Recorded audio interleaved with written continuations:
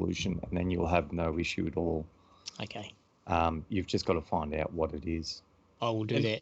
Yeah, it'll be on the TV. Sometimes it'll also graphics card setting.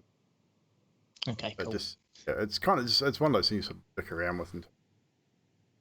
Sweet. I will do that. If you're having any issues when I come down next, I'll have a look. Yeah, sweet. We supposed to do the thing on the Roll20 for the music? Yes, we. Well, I haven't put it on yet, but I'll be back. But I'll start that now. So yeah, if you want to hear the game music and game sounds, then yeah, open up the Roll20 campaign and already playing. Huh. Obviously, you guys have your own volume adjustment.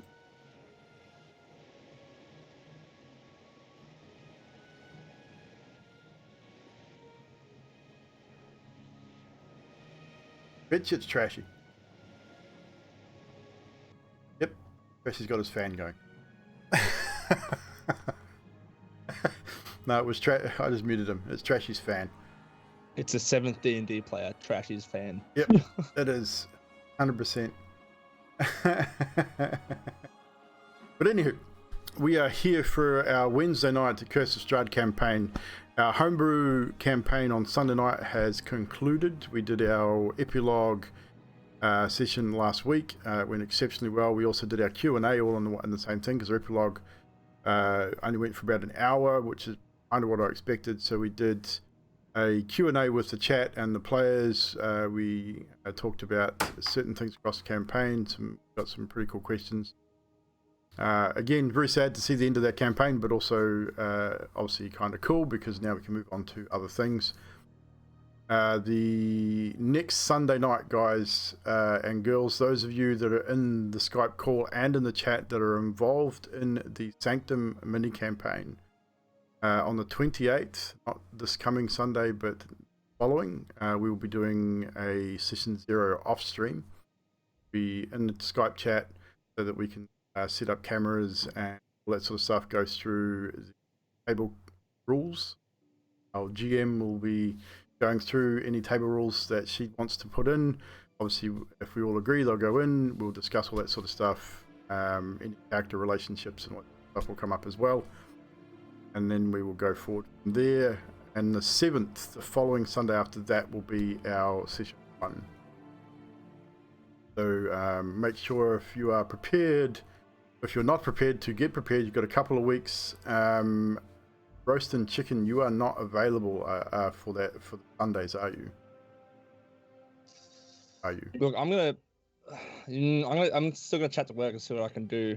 Even if I can, yeah, I'll try to work it, but I'll let Yanti know, because I'm super keen, and Yanti's gonna be a fucking awesome D&D. Oh hell yeah! GM. Definitely keep touch base with her as soon as you can.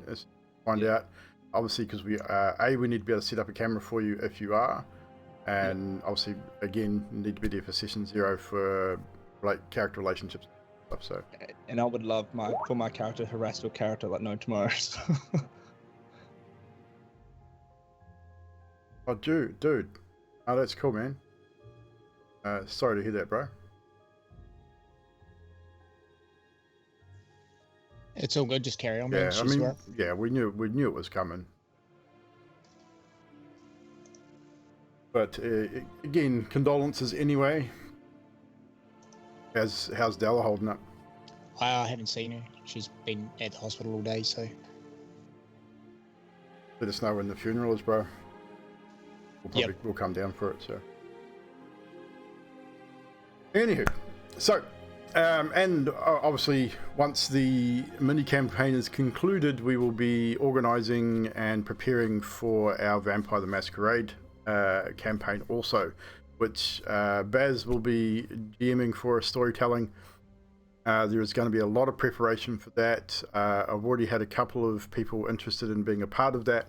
Obviously, Magic the Gamer and Grim Realities have expressed interest. We've got to obviously touch base with those guys and sort all that out. We've asked that Magic sit on a couple of calls with us at some point while we prep for this, because he has way more knowledge about Vampire than we do. None of us have played it before. and a learning curve for us as well. So that'll be cool to get into. That should keep us going for a while. And maybe a guest appearance from him. That'll be awesome. Well, Magic will definitely be involved. Grimm's asked to be involved as well. Drax, got your hand up.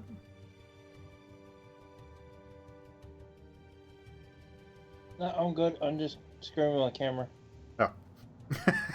Okay then. So once that's done, we're not sure what's happening after that. We're not sure how exactly long we're going to run the vampire for, how exactly we're going to do it. We're still working through the logistics of it.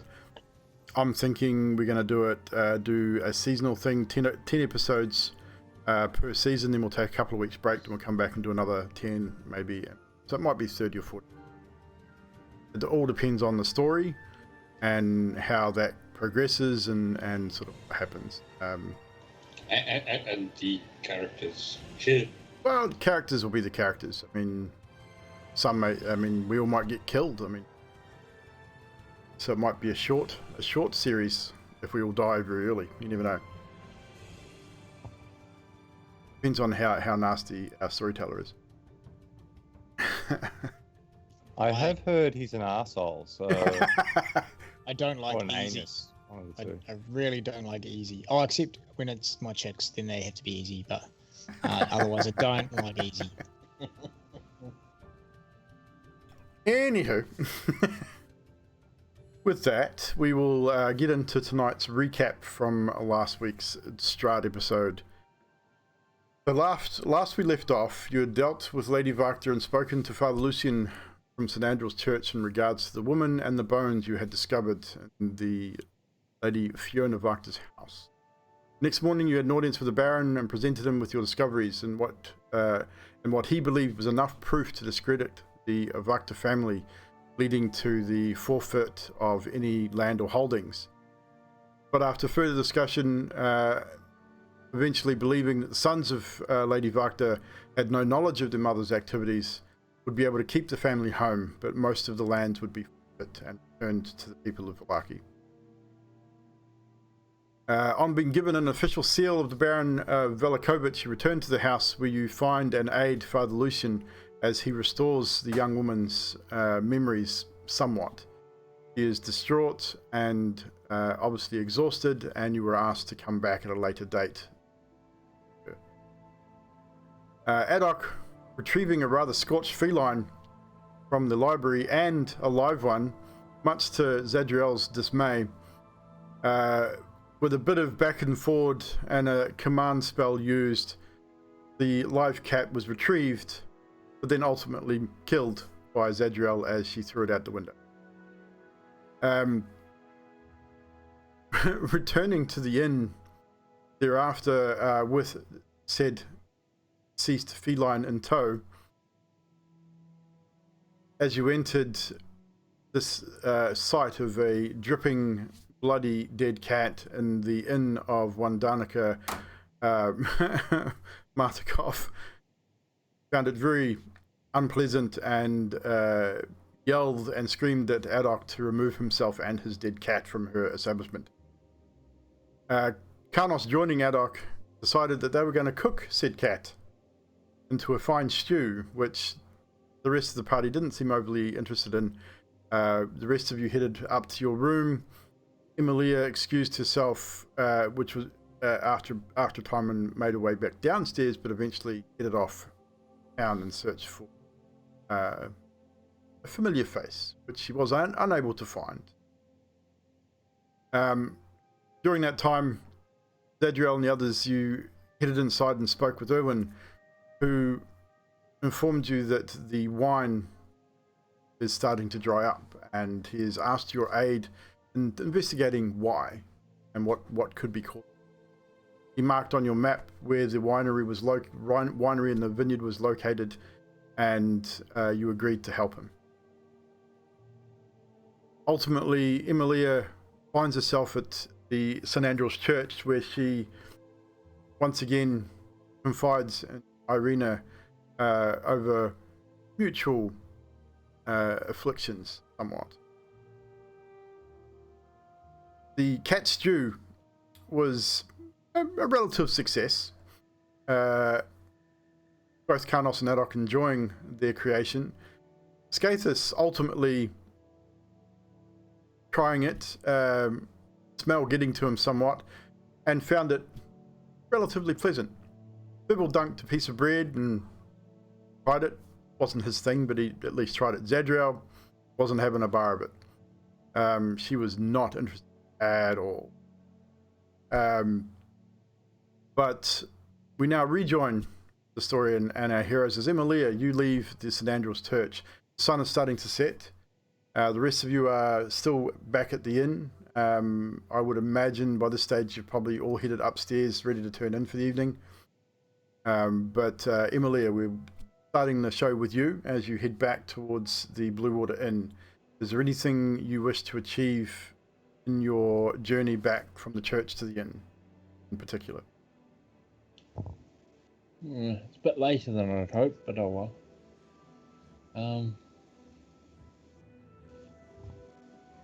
It's not Emily late, but the sun is starting to set. just starting to set, so it's like evening-ish. Yeah. Sort of time.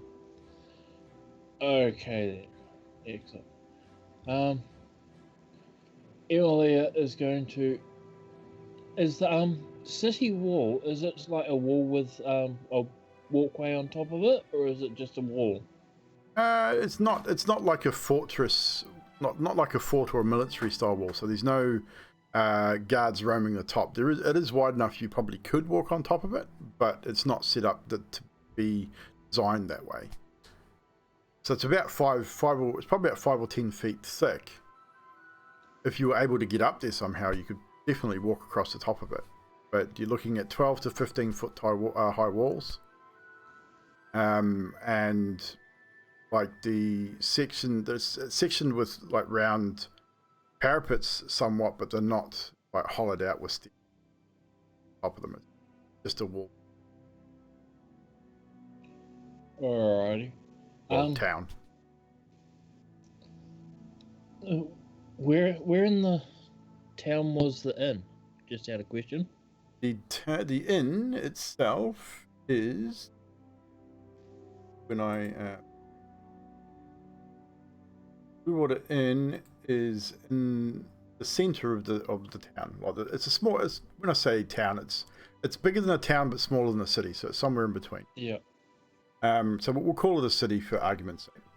But it is towards the center of the city. The town square is more to the east, even more so than in the center. So the inn seems to be roughly center-ish. And St. Andrew's Church is all the way to the west. So it's about 45 minutes to an hour walk from the church back to the city. Oh, so it's really quite far. Okay, Yeah. then. It's a decent walk. Alright, Emma, it's like, if you look at the map to the right of where the trees are, the right of where the church is, Yes. there's a couple of trees Yes. on the houses.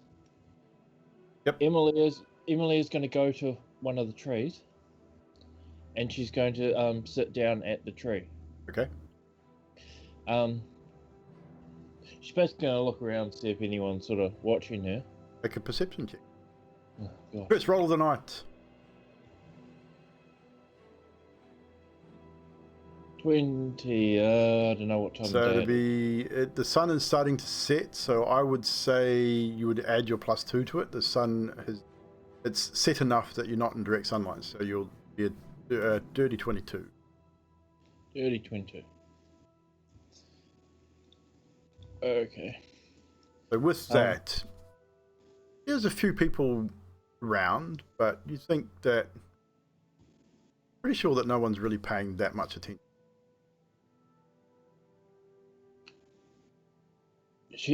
Emily is going to use, shaped dirt or something? Old Earth. Mold earth, thank you. Come on, you know your own spells. Yeah, I know. I don't have that active right now. I'm looking at something else. And she's basically going to be sitting against the tree, and just to her right, in the dirt next to her, Yes. a small hole the same size of a shoebox is going to form. Okay. However, the shoebox is by her side, but there is no bottom to the shoebox. It actually reveals an area which is underground, and she will look down the hole and see a face looking back at her. Okay. And she's going to look at the face and say, "Hello, sister. Do not speak. They are listening. The task you have given me I cannot do, so you must do it. I will give you my robes, my tights, my gloves, and then you can infiltrate the group. I suggest talking to Zadriel, as you have met her, and she is a loyal and trustworthy friend. Here is my mother's letters, and the one I plan to exchange with my mother's letter. Under no circumstances are you to attack Zadriel. If she attacks you, run.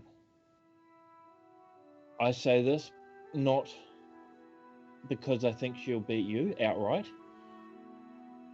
You are much more powerful than her. She just has a way of killing things very easily. I will go and look for Versili, as I have been. And you're to go and do this. It is good to see you again, Amelia. And she gives her robe, her tights and a dress, and a small pouch of stuff.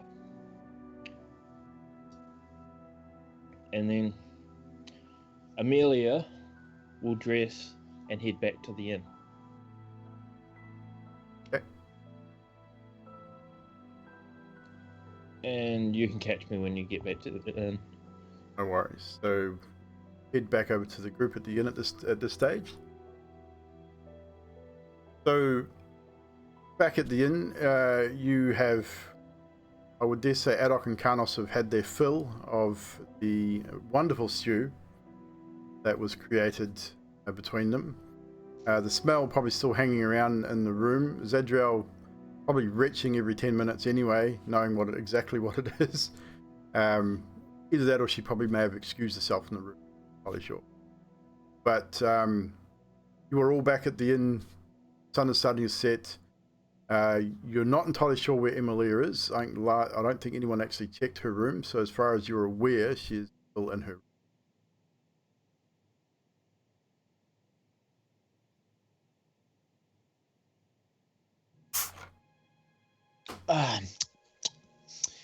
Well, I think I've had me fill of cat. Oh, that's good. So you can dump it out now then, because everyone's done. Yeah. Well, I mean, by that, I mean the bowl's just about empty. Adok, there's like a spoonful left. Do you want some? I'm thinking maybe we should see if Emilia wants some.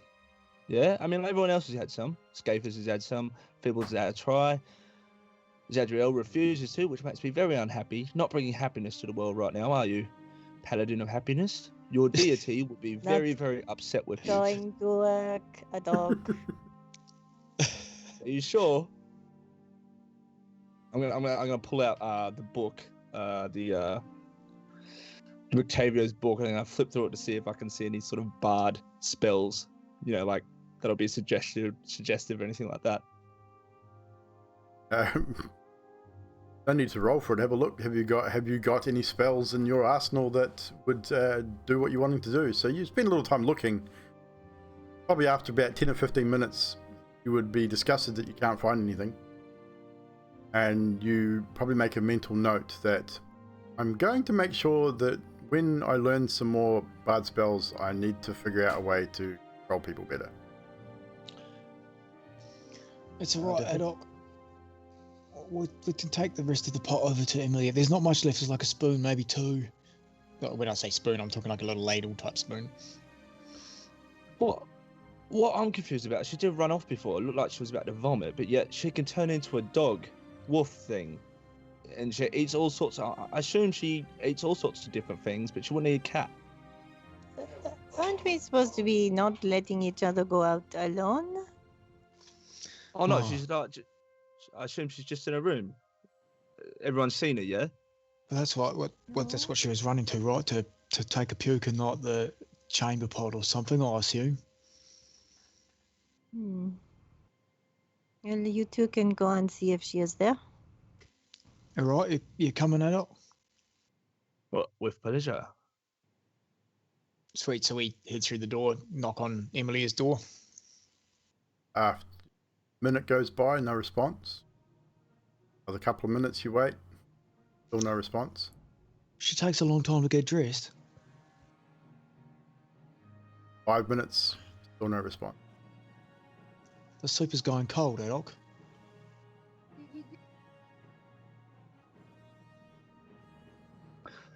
I'll tell you what I'll do. I'm gonna whip out my lockpicks, and I'm gonna see if the door is locked. And then if it is, I'd like to try and attempt to unlock it. The door is not locked. Great. Emilia is not there. Turn the handle, the door creaks and swings open.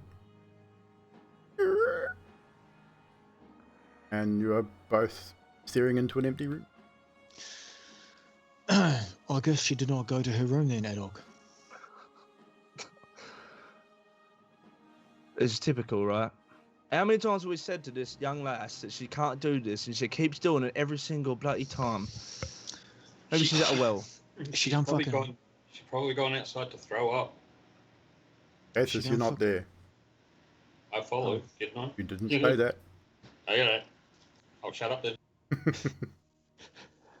She doesn't listen very well, does she? I mean, we've all tried to be as friendly and nice and kind to her, but it can only be so kind to a dumb animal for so long before you shoot it, right?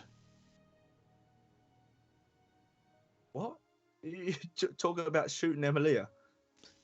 Well, no, I don't. I mean, if you have a bad animal that doesn't listen, you take a bow and arrow, right? You aim right for the brain part, and that's it, done. So you're trying to say that because Emilia doesn't listen to what we're trying to tell her to do, we should put her down like a dog?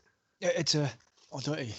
Yes, but it's an analogy, and your comparison type scenario, right? Where we wouldn't put her down literally, but we need to say to her, look, if you do not listen to what the group is saying, if you want to be part of this group, you must. We're gonna put an arrow through your brain.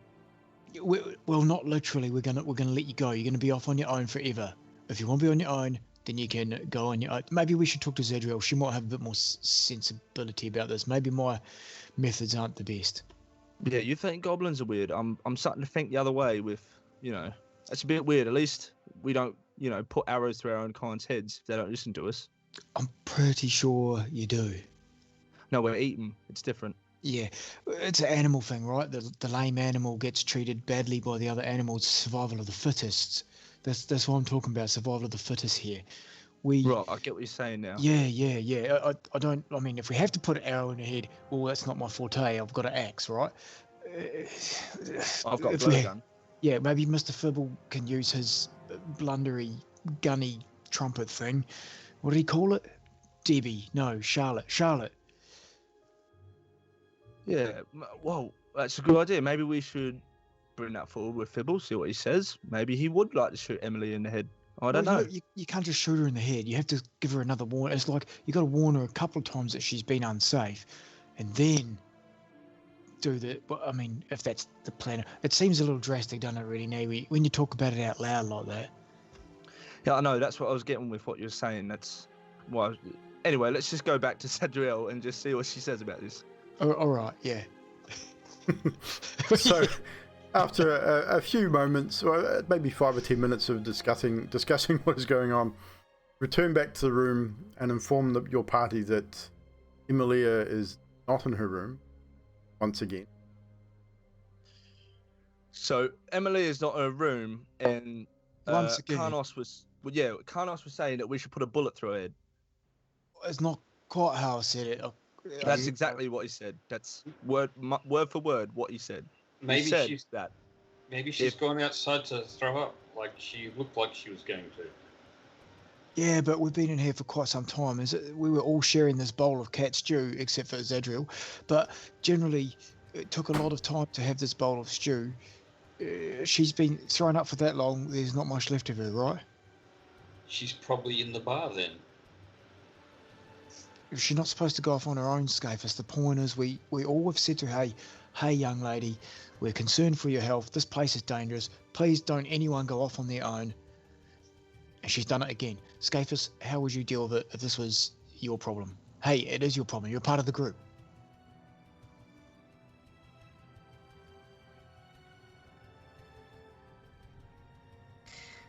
It's hot here, and I've got no idea. Don't know how to deal with humans that well. While this is going on, Zadriel cast Divine Sense. We were 60 feet all up and around. Any Amelia? I would say probably by this time you can't determine who you're sensing, but you do get a signature that's within that 60 feet, and it's outside. It's probably right on the edge of that 60 feet. But I'm pretty sure you are unable to determine who or what it is. Same Location. Yeah, and then the location. So I will start slowly walking to that location. I won't say anything except Je suis entouré d'imbéciles, and muttering to myself, which means I am surrounded by idiots. So Zadriel starts heading out of the room, heads along the walkway balcony above the inn, and starts heading out. As she does, Carlos looks at Adok and goes, I don't know about... And he looks at all of them that are left in the room. Actually, Skatus Fibsted as well. And he's like, I feel like my brain is going to explode. Is it just a woman thing, or do they all just go off on their own? After we just had the discussion about not going off on your fucking own. I was thinking the same thing. I can still actually. hear you.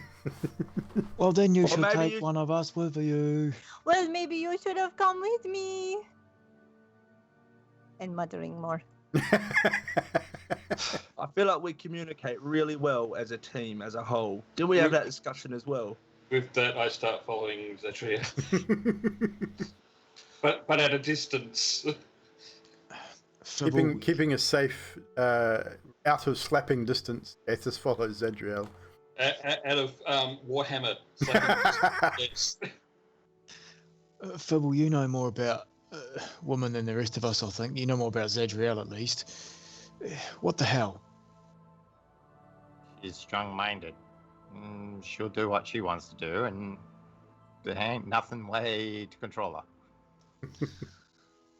Right, so even though she was one who agreed with us that we shouldn't all go off on alone, she can do what she wants? Is that how it works with women?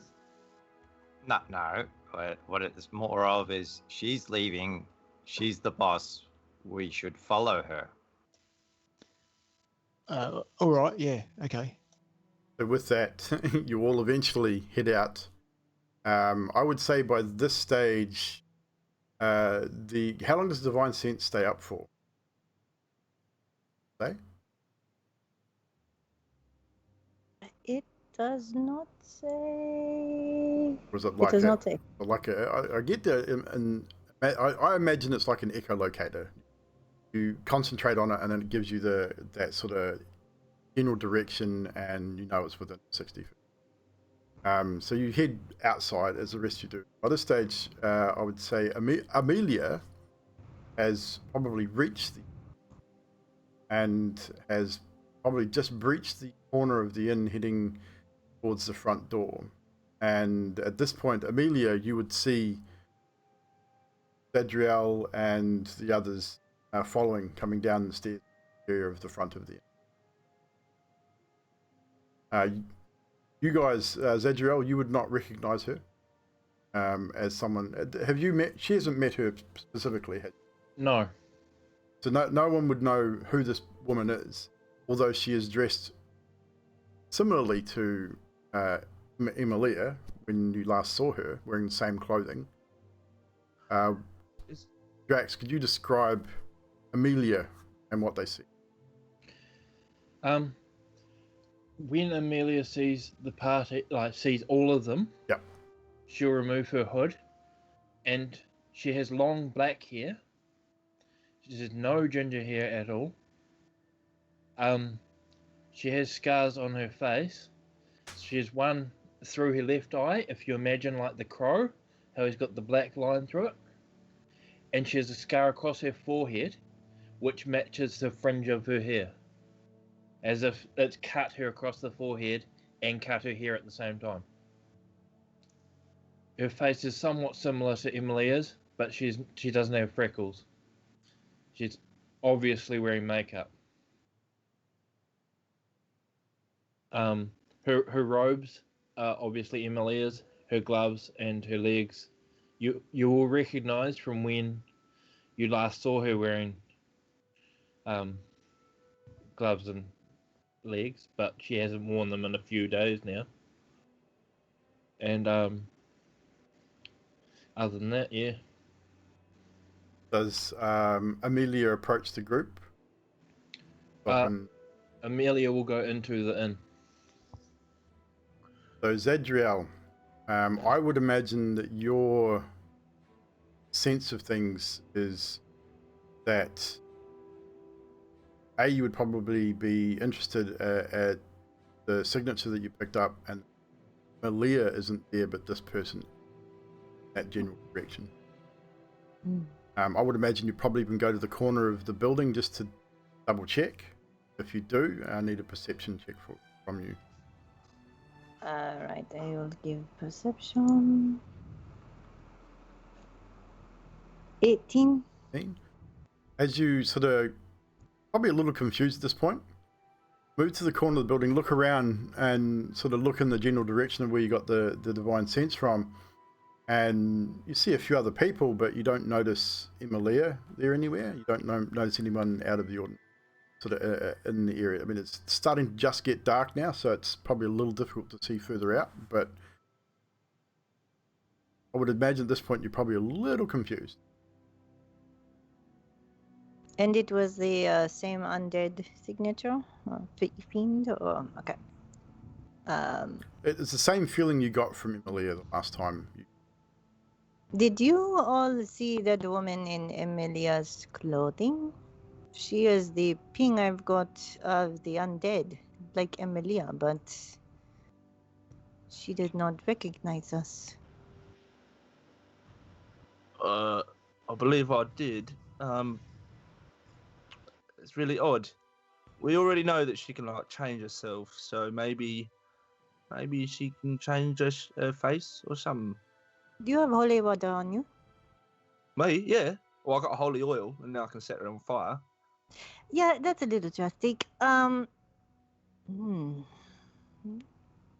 don't think she knows who we are. Don't think this a strange lady who's wearing Emilia's clothes knows who we are. She walked right by us. I'm gonna shout out at the top of my lungs. Excuse me, Emilia, are you like in the pub around here? Has anyone seen Emilia?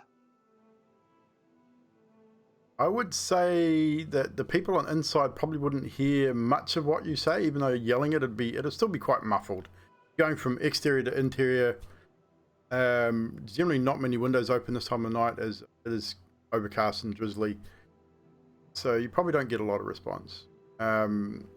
Amelia, you would probably hear someone yelling outside, but you wouldn't determine what it.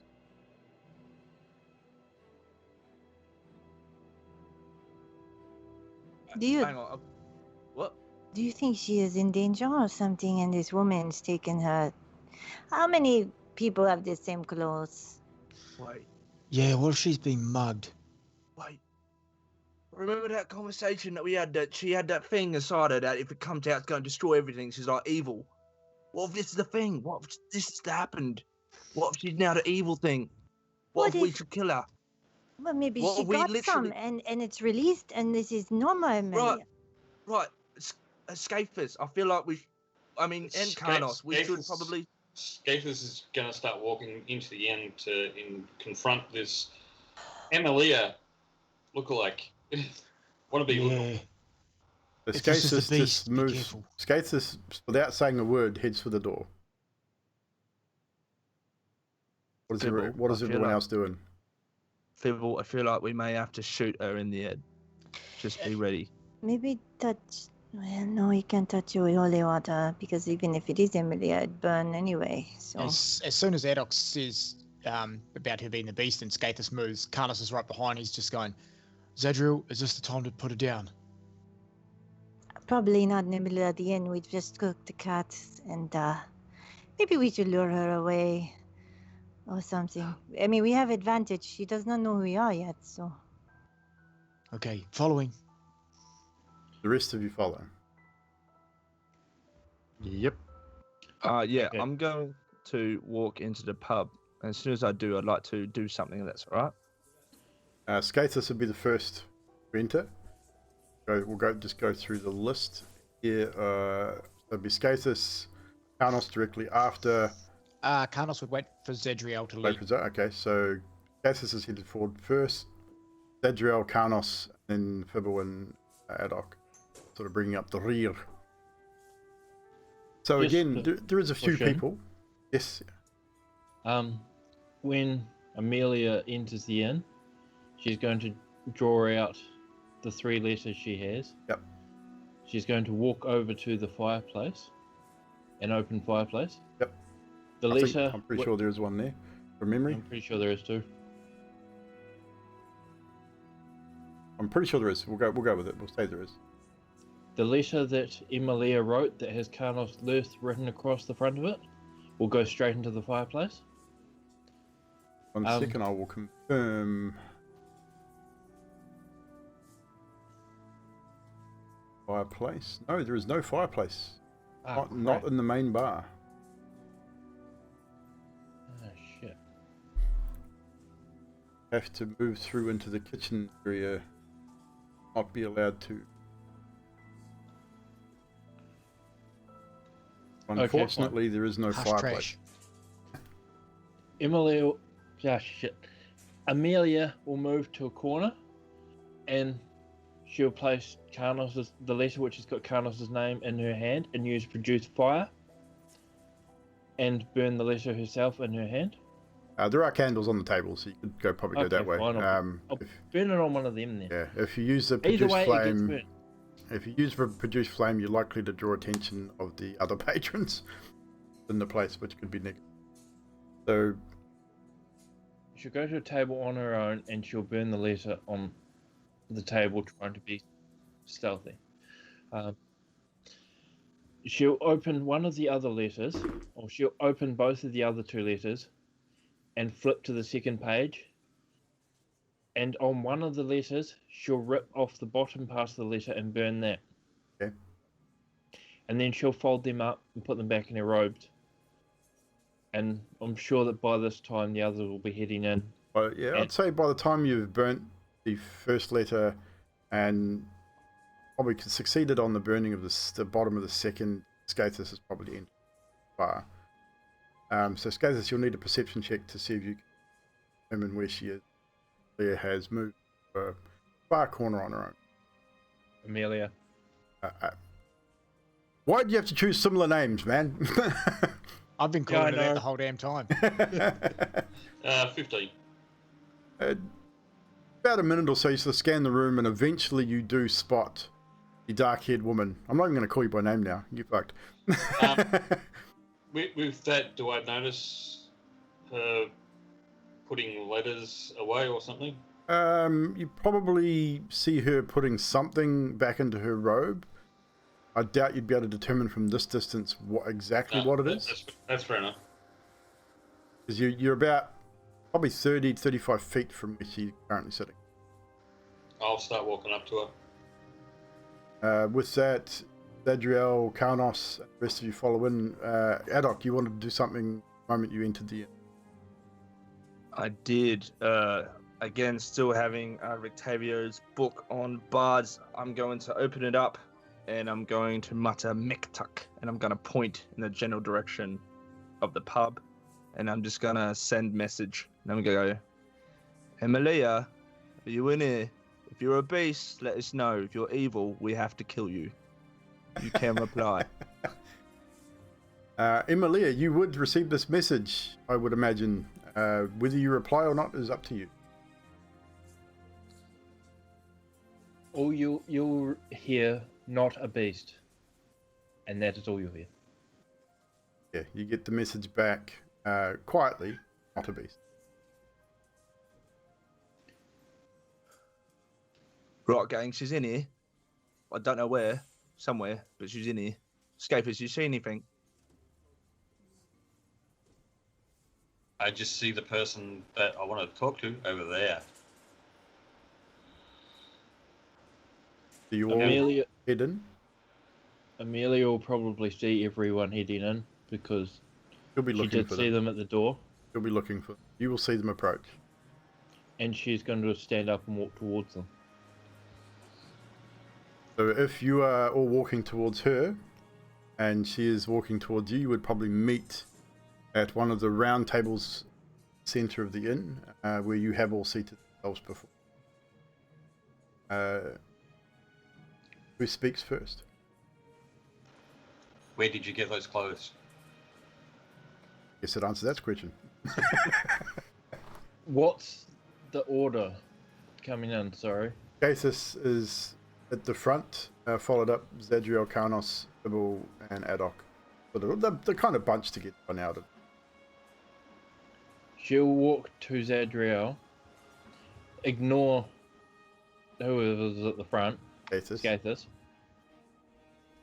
and say, Zadriel, I would like to speak with you privately. Can we speak outside? I mean you no harm. Why do you not want to speak to the team? I have my reasons.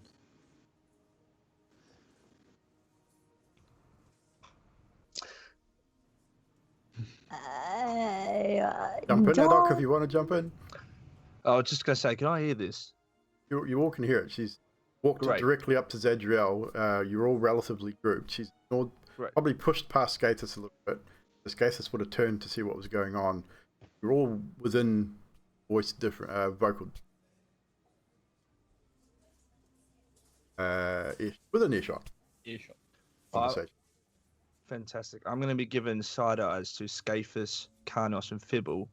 And as I'm doing it, I'm going to slowly reach for the paralyzing ointment that I've got and a dart as well. Just very slowly, trying not to make it obvious. Roll sleight of hand.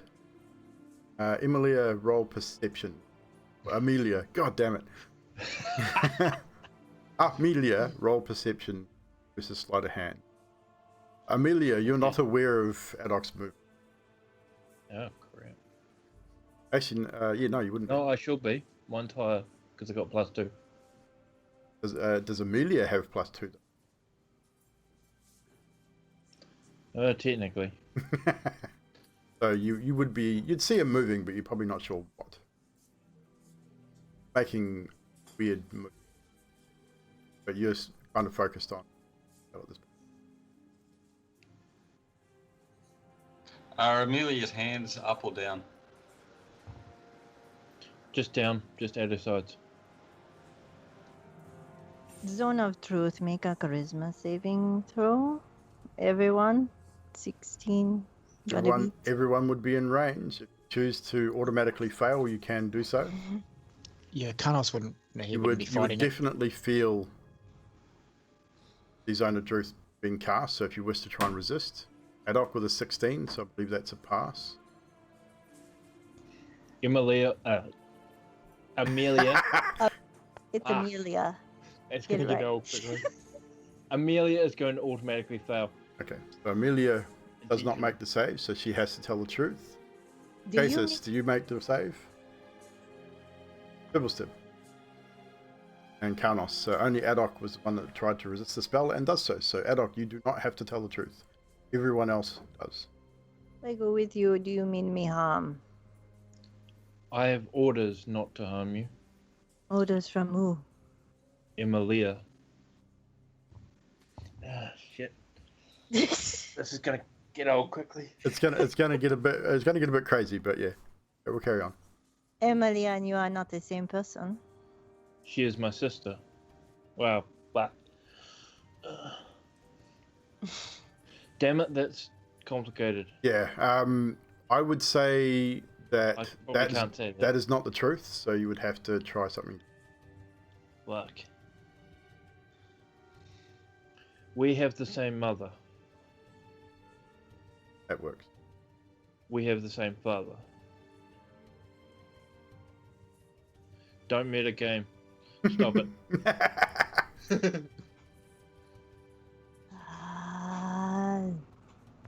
Anyone want to ask us something? Well, I think You don't mean Zadriel harm, but do you mean the rest of us harm? No. why do you want to go out by ourselves then? By myself and not take them? I only wish to speak with you because you were their leader. And because Emilia trusts you. She told me so just before.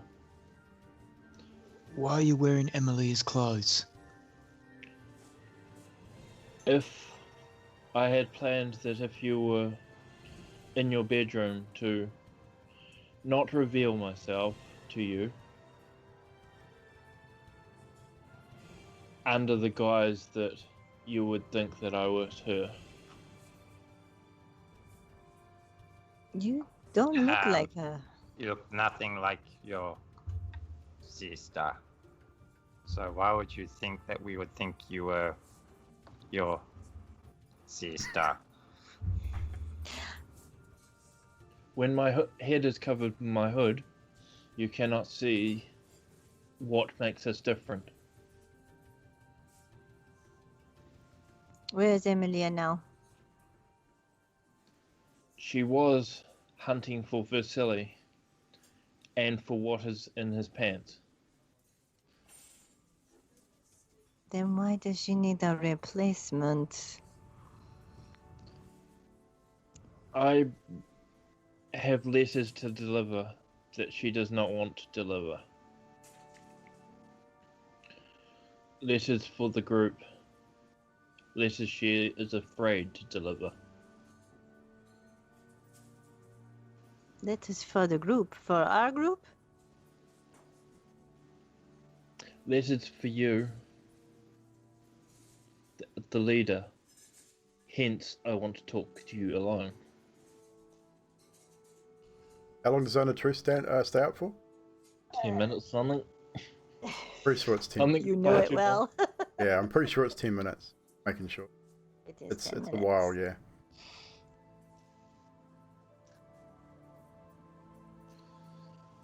Alright, I will go. What do you guys think? Do you have all the letters? And can you give them out now? I will give the letters to whom they are addressed. However,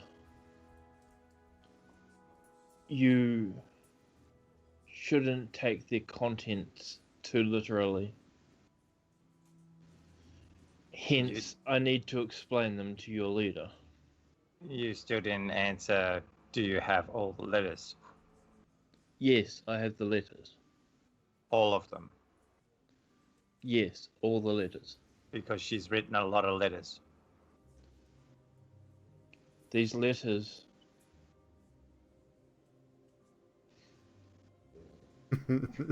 It's hard, man. It's hard. The thing is, we would be noticing her attempting to lie. Because she's thinking about the conversation. Yeah. We'll let it. She would be... She'd be fairly confident. I mean, this is Drax trying to figure out what he's trying to say, not so much Amelia. We have talked about this prior to the show, so she would be relatively confident. She would not be anything like the Emilia that you guys knew, or that you guys know. She definitely had. You can see a resemblance. He definitely looks a little like her. I mean, obviously the dark hair, different scars, and things like that. The voice even sounds a little familiar. with certain phrasings and things like that, but you would expect that from someone who is related.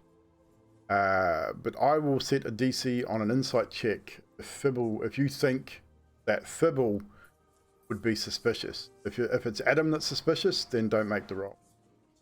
No, I'm suspicious because I know she's written a lot of letters, and 23 was my insight. Even with a 23, you're not 100% sure whether she's being truthful or not. You are definitely suspicious. You see something that's not quite right. Can't put your finger on it though. Are you a demon? Sorry, just to say, you know that Emily has written a lot of letters. However, the letters aren't like all from her. They're not from her. They're just what. Yeah, she's done a lot Emily of writing, but you're not sure whether they're all letters to you guys or to other people. She definitely has written a lot of stuff down. With that, I'm going to take hold of Amelia by both arms and say, "Search her. I saw her put something in her cloak."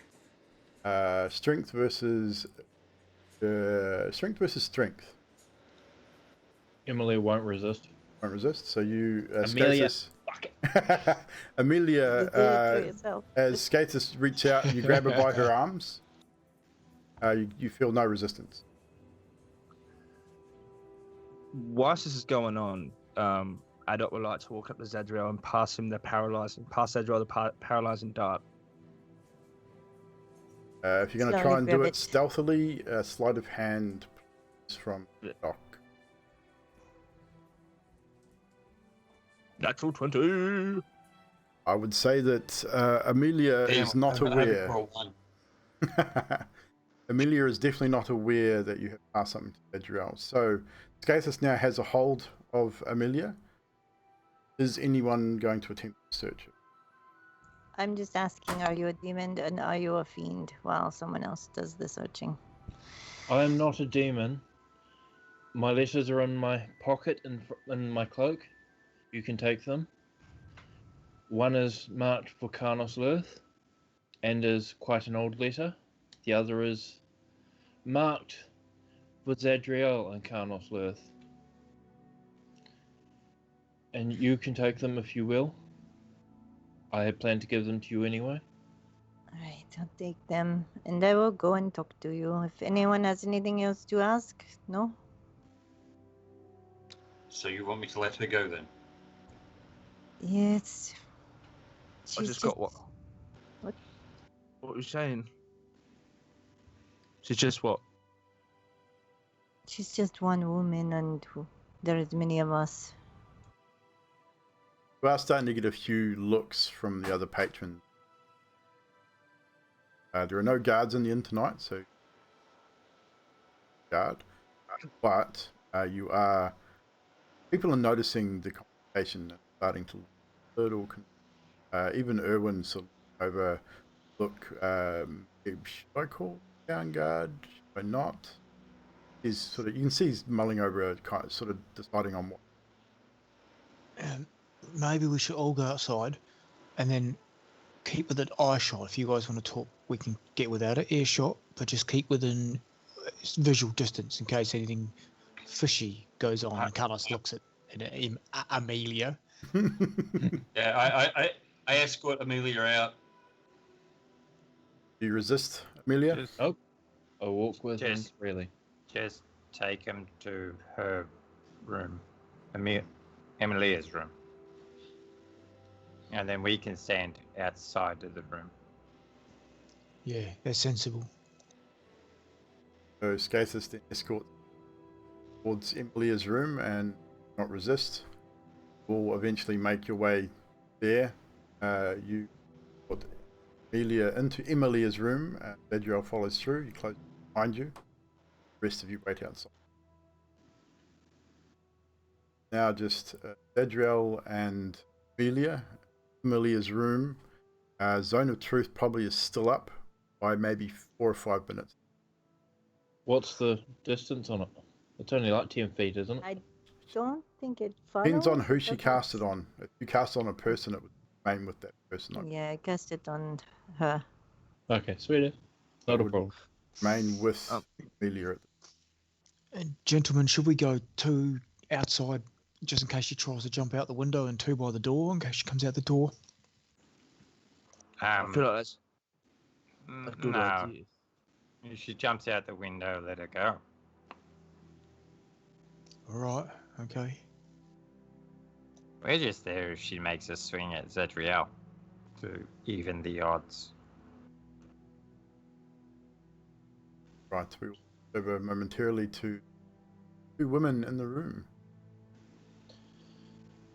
Amelia will say,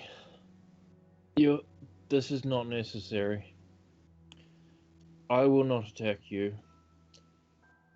And if I want to go, your friends won't stop me. I mean you no harm. I mean, when I say that I will escape, I can shapeshift like Emilia, so I can just turn myself into a flea, and you won't be able to see me anymore. But I will be able to find you. Finding me is not a problem. Probably should not start off with saying I'm your friend and then threatening that I cannot stop you. It's not a good way to make, you know. What You is are it you right. want to tell me? You are right, I apologize. That was not smart. I came to deliver the letters that our blood has written for your group. Go ahead. I want to explain that these letters will hold no relevance. It is difficult because although what is in that letters is the fact that here in Barovia they will have no effect, despite what they say. Go ahead. They say that my mother, they say that Karnos kidnapped Emilia. They say that my mother killed everyone in the Torrington Inn for letting Karnos kidnap her. Was it Torrington? The Craighaven Inn. Craighaven. They say that my mother tortured and murdered Torrin Craighaven for letting Karnos drug her and take her. They say that she will hunt you down and she will take you.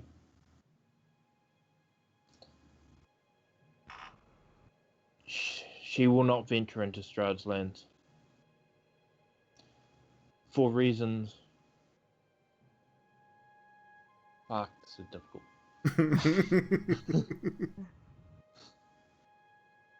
Doing well, dude. You're doing well. Doing good. For What? Go ahead. Sorry. For reasons I know but cannot say, she will not come here. Damn it, that's not true either. Fuck. Do you say that out loud? Because that would be funny.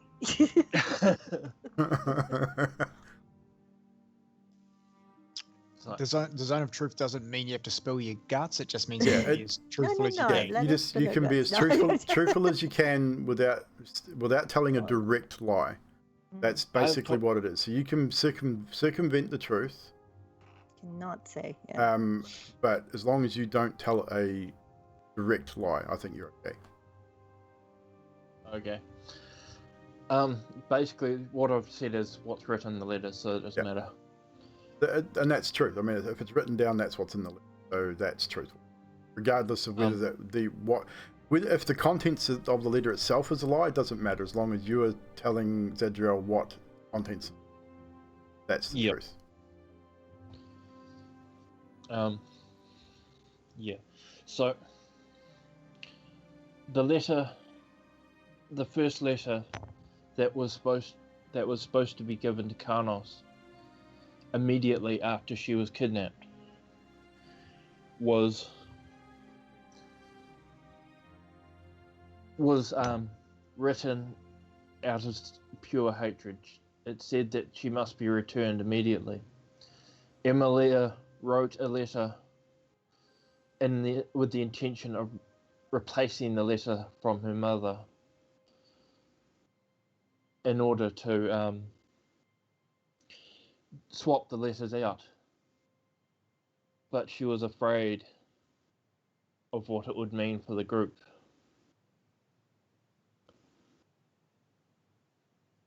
So Emilia wrote that Carlos kidnapped her? It's Emilia that wrote that Carlos kidnapped her? The one who wrote the letters wrote this. The letters are from our mother. And your mother is a what?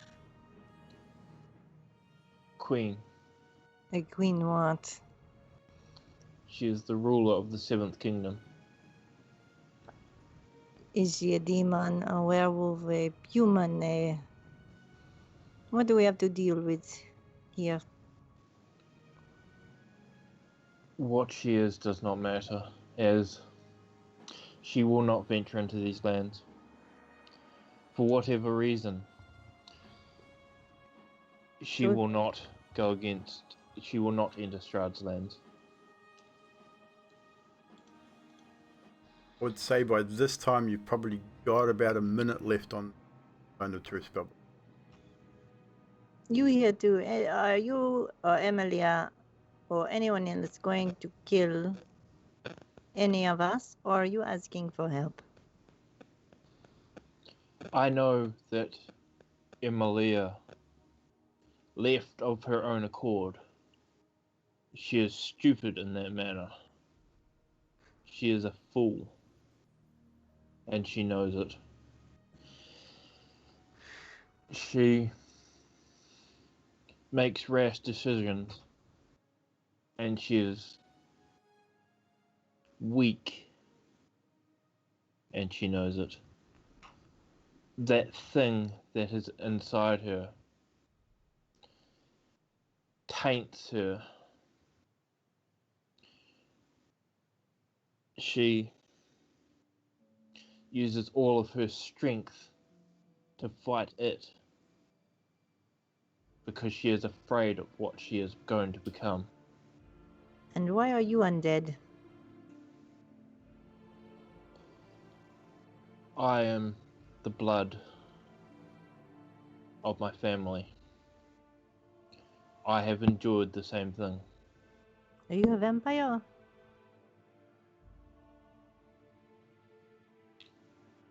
I am not human anymore. Oh, you did not say no.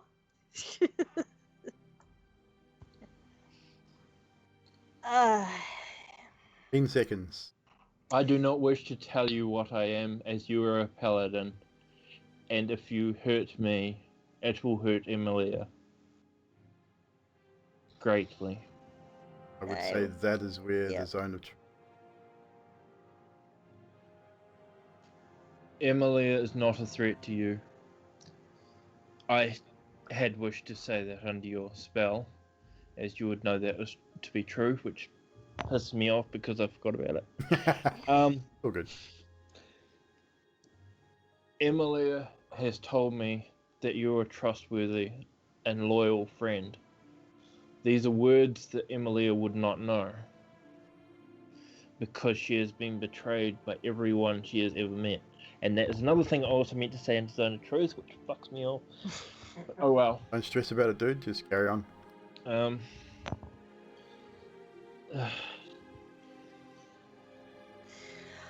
Take a breath, Ben. Take a breath. Where Emilia comes from, she cannot go back to. Her parents. When I say her parents, the parents that she knew, the ones that she grew up with, were murdered by demons. her village, half of her village went with it, and they blamed her for it. So they hunt her to this day. She has nothing, and she is afraid. She has no path. What she has is said she is loyal to you. And that means more to me than the words of my mother. How long will you be staying with us? I was here to deliver the letters. I have been the messenger between Emilia and our home. Is Emily a vampire? She is not a vampire, but that thing that lives within her gnaws at her soul. I will open the letters, and as she is talking to me, I will see if they match up to what she is saying. Is it correct, or? Oh, Jesus, where's... I don't You have want the to letters, so you're gonna have copy-paste it's them still to gonna be me? on Drax. Yeah, I've You'll got have to them. copy paste them. Just a second. I'll just hope they can copy paste them into chat. Or Should Discord. be able to. Either into chat or Discord. Discord. Yeah, there you Oh, go. well, that goes. That's the first one. And Wish to read them out, Zadriel, you can for the viewers' sake. Just remember other players that are not privy to this information unless Zadriel shares it. I will crack open the door at this point and nod for them to come in as I'm looking at the letters. So they Amelia, like this. do you react to allowing the rest of the...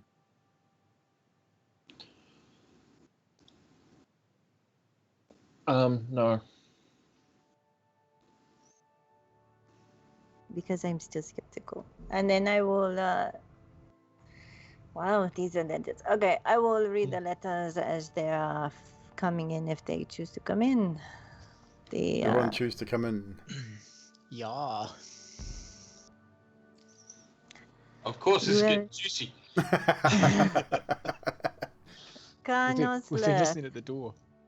thief, you have taken what is mine, and I demand you return it immediately. You have taken my child from the Cragshaven Inn kidnapper. The dwarf tavern keeper, Toyn Cragshaven, says you plied her with alcohol as she waited for me, then took her. He endures constant torture for your act. You have 7 days to return her to the tavern, or a bounty will be placed upon your head. A bounty so high the richest noblemen will hunt you, and my warriors will hunt you, killing everything they see, and raise the world to ash. You will be the most wanted criminal in 100 kingdoms, and never be called a hero again. If any harm comes to her, you will feel pain eternal till you die. Die of old age if you die to torture. You will be revived repeatedly. Bitter regards, Queen Asi Illustrious, Asi. ruler of the 7th. And then mine and yours, Carnos, you have not returned her to me. This was a mistake. I have sent soldiers and bounty hunters to you. They will kill you and take her back. Even if she left intentionally, you are still guilty of taking what is mine. Doran Cragshaven and his patrons are already being tortured because of you. You may think you're safe in the land of Barovia, but we can go there and come back with no trouble. Strahd's magic will not protect you. You will feel pain eternal till you die. Die of old age if you die to torture. You'll be revived repeatedly. Bitter regards. Same person. The second page of the letters, which I forgot to send you, the second page of the first letter is a wanted poster for Carnos Lurth, and with a very crudely drawn picture of Carnos, with a very large bounty sitting at the bottom, what you would consider to be a very large portion of gold. I would imagine the realms of 25 to 30,000. Oh, This- I'm going to be a rich boy. Hang on. No, you're not having that. No, all mine. But you said she could not come into Barovia, but in her letter she second- said she can. The second letter, the second page of that, is a wanted poster for basically the whole party, and it Right. says dead. Dead or dead. It Dead says or alive, preferred dead. 100,000 gold. yeah. The bottom part with the number on it is ripped off, which is what you burnt. Just a question. Now, all this happened while in the other realm, yes? That's Skathis that? asking. No, just query because it says all the party. I don't think Adok would be in that group. Adok would not be listed. No. Right. Just making sure. If I may, after hearing this, can I snatch the rest of the cat soup off Karnos? I don't know if he'd have the soup with him still by this stage. Definitely put it down at some stage. I'm assuming he would have put it down somewhere. Okay. I'm not sure where, but probably in the room. So not in his room. So yeah, I would say it's back not. in our room. Yeah. Start sniffing. Start sniffing. I'd say it's not in the general vicinity. Okay. In that case, I would just turn to Karnos and go, "You, sir, I get no more cat soup. You've been a very naughty boy." I don't know if I mean, surely you people can. This is not true. We did not steal. We were all there except for you, Goblin boy. You generally, we were at an inn, and I was asking people if they wanted to come along on a mission, and she was one of the first people to volunteer. Is that not true, Mr. Fibble? You were there. Actually, I think Fibble was Fibble and Zadriel were the last ones. Me and Zadriel came in last. I would have been the one that would have seen it. She told me she had a crush on Ganos and she went with him because of that. So, Yeah, she told me the same thing as well, actually. Well, but Skathis is right. He was the first one I recruited, and you would have. I did not liquor her up according to that letter. Well, Did I, Skathis? Looking at the letter, you can definitely see these half-truths there. You did buy alcohol for the entire group, not specifically for, but you did buy alcohol for the group and sit there drinking for a time before Giovanni then came in. And so the letter is more half-truth than based on what Karnos has written. So it's a lot of lies mixed with. Basically, what we're looking at is what they believe's happened is Exactly. their word. Pretty much. It's a he said, she You- said situation. you like your mother, Amelia. What you'll also notice is in the second wanted poster, Emilia's name is on it as well. Oh. The whole group is The whole except group. for Adok. With that second piece of paper, the wanted poster, can we visually see the tear? Yes. What was there? The price of the bounty. What was the price of the bounty? A lot more than the first one. I did not want you to. I frankly had planned to only give this to Zadriel, and I did not want you to think, oh, I'm going to gain some quick money by turning people in. So I removed that part. So you want to protect your sister? Always. I point to Adok, he's probably like that. I'm nowhere near like that. I mean, yes, that's a lot of money, but you guys are kind of keeping me alive, so without you, my chances are pretty slim.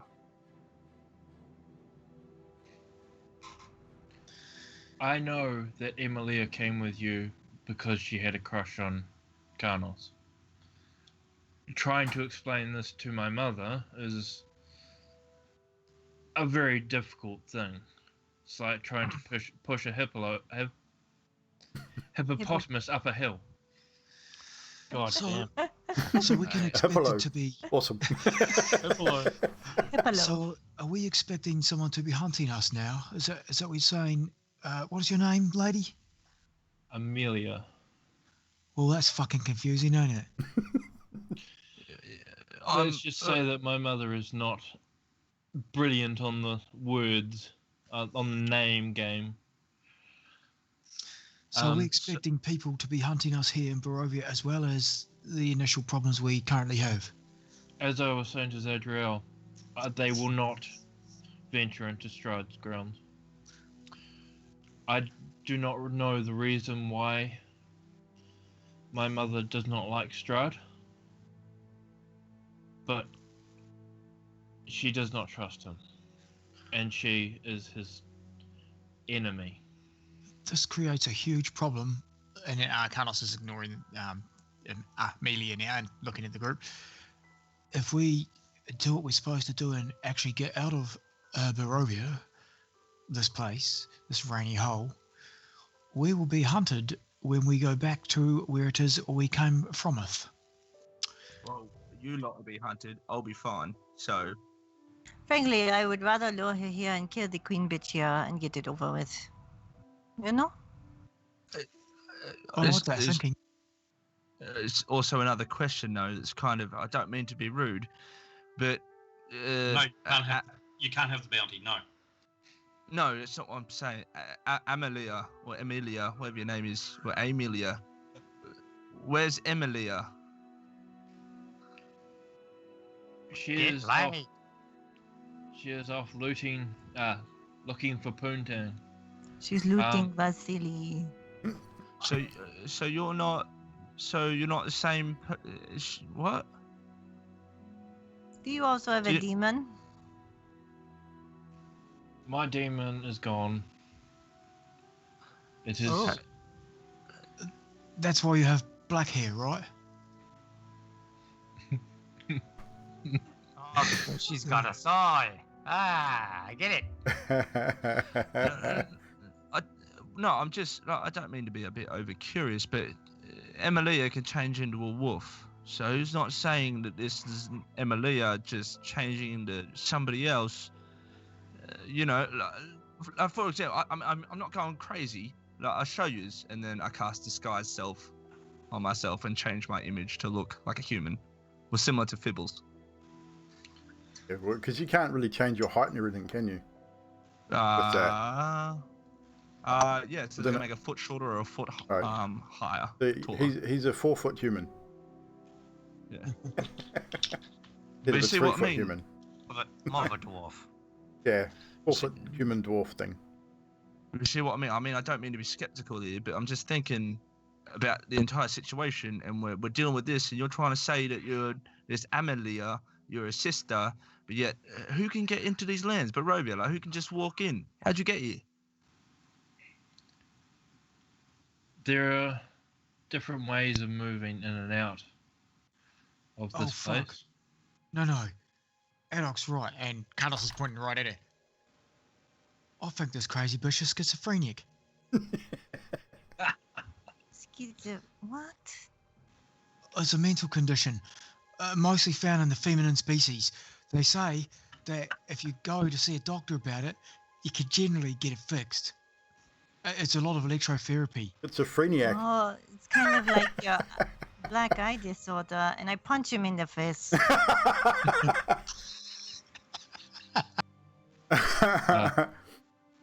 He had it coming.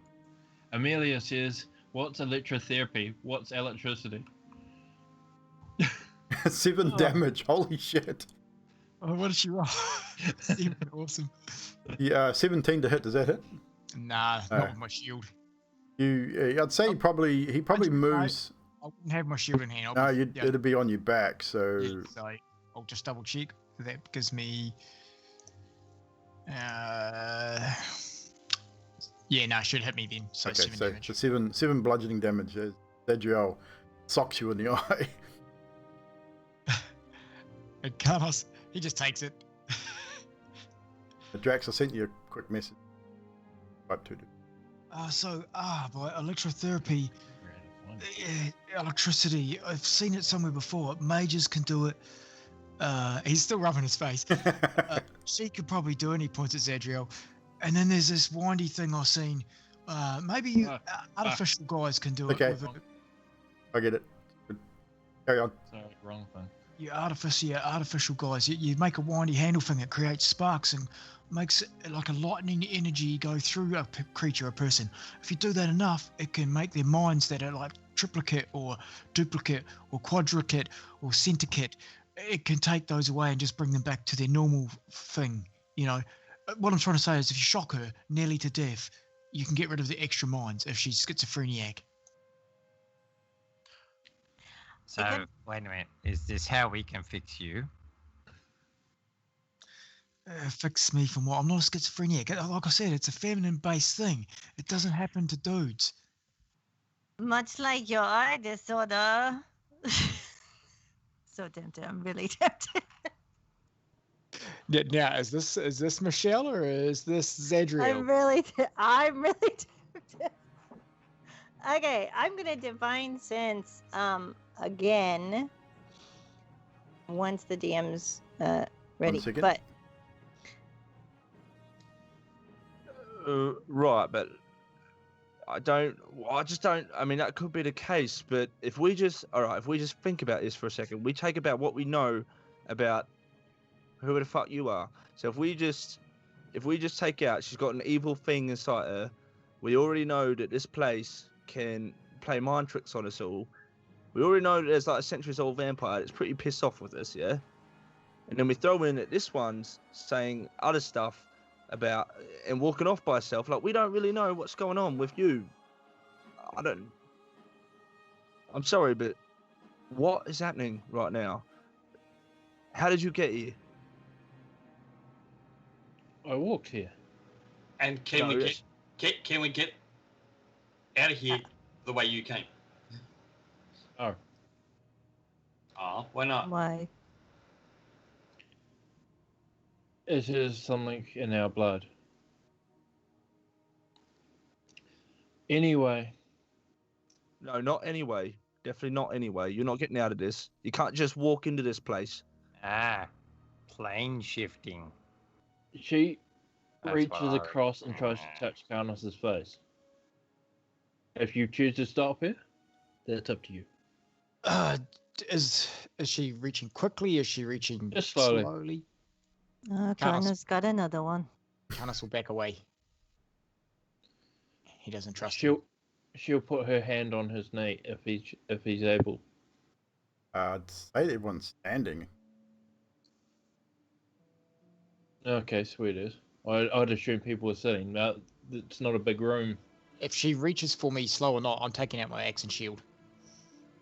I mean, wouldn't be enough seats for everyone to sit either. I mean, you could sit on beds and stuff, so it'd be up to you guys. I'll let you guys decide whether you would be standing or sitting. I get the impression from the semi-hostilities and suspicions, everyone would probably remain standing. Stand, yeah. So yeah, she reaches out, even though my face is aching. I'm like, sort of, axe and shield.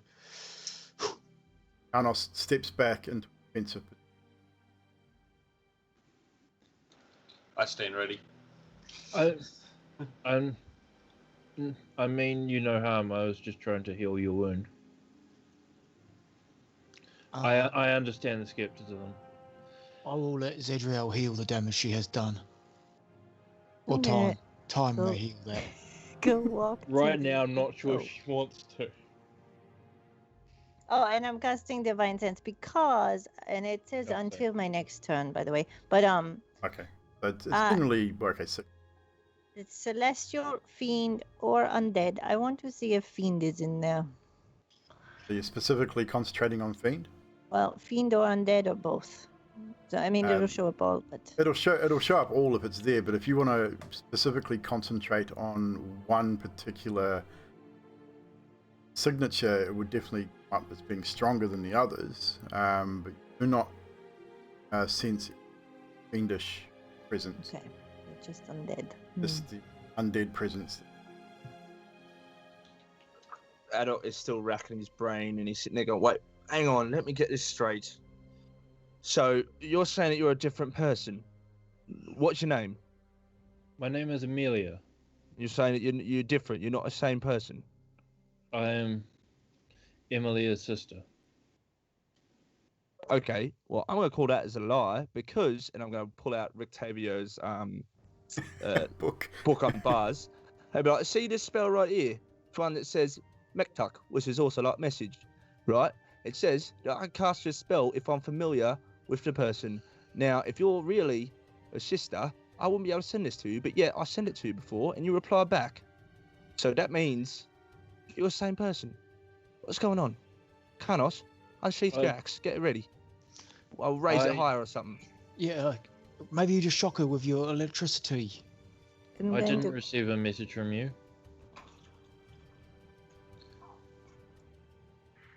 So you're trying to tell me that Emilia is in this building somewhere?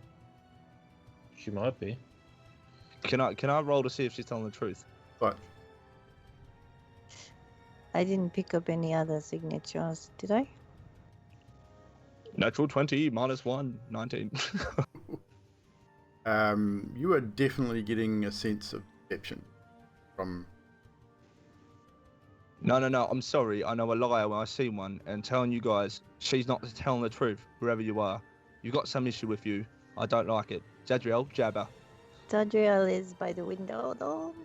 I shut the window. And I'm going to walk over. No. What are you doing, guys? Make a decision. Carlos Amelia- bashes her with a shield. Do you have anything to say? And bashed. So, what is your intent? I want to knock her on her butt so she can't go anywhere. So you are basically just a shield shove. Not, Yeah, I don't not want to do any intending to major cause any damage. damage. No. So roll to hit. With that, can I help? This one. Roll to hit with shield, eh? Just make it a strength check. We'll do a strength check. Yeah, that will make sense. Amelia, as Carnos shoves forward with his shield, do you resist or do you attempt to move? Get a reaction out of it. She's gonna fall on the floor. Not going to move. You're just going to take it. Yep. You, That's good because I roll poo. Yeah, you step forward and you step into her. Don't cause her any damage with the low strength roll, but do knock her backwards. She steps back a couple of paces. She doesn't fall. You didn't put enough behind it to knock her down, but she does get pushed back slightly. But she didn't resist either. You see that she made no attempt to avoid or defend herself. Carlos sort of looks up to Zadriel quickly and then back to the lady on the ground. And he says, we've got enough shit to fucking deal with here in this fucking place. If you're Emilia, then turn back into Emilia and let's carry the fuck on. If you're not Emilia and you're some other Amelia or whatever, well then fuck off. We don't need any extra bullshit. And fourthly, just fucking either help us or don't. And he just walks out of the room. He's just he looks at Zadriel thinking he's getting another punch and he walks out. Emilia's going to look at Zadriel and she'll say, I feel your party has hostility towards me, so I should take my leave. If you allow me. Wait. If you do not want me to go, I will not.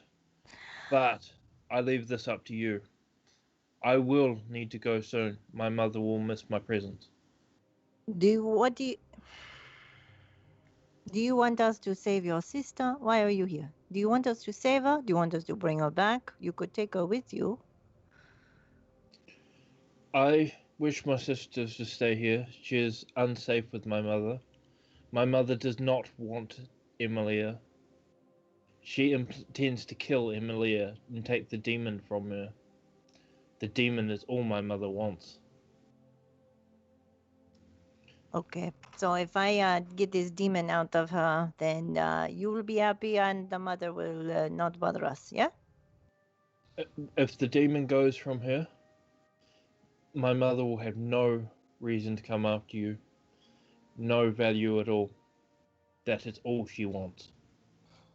Alright, we go looking for Emilia then. Because we have to get this over with. If if the demon starts to take hold of Emilia, she may lose control of herself. If you are able, stun her. If not, kill her. If you kill her, nothing will be released. Emilia does not know that.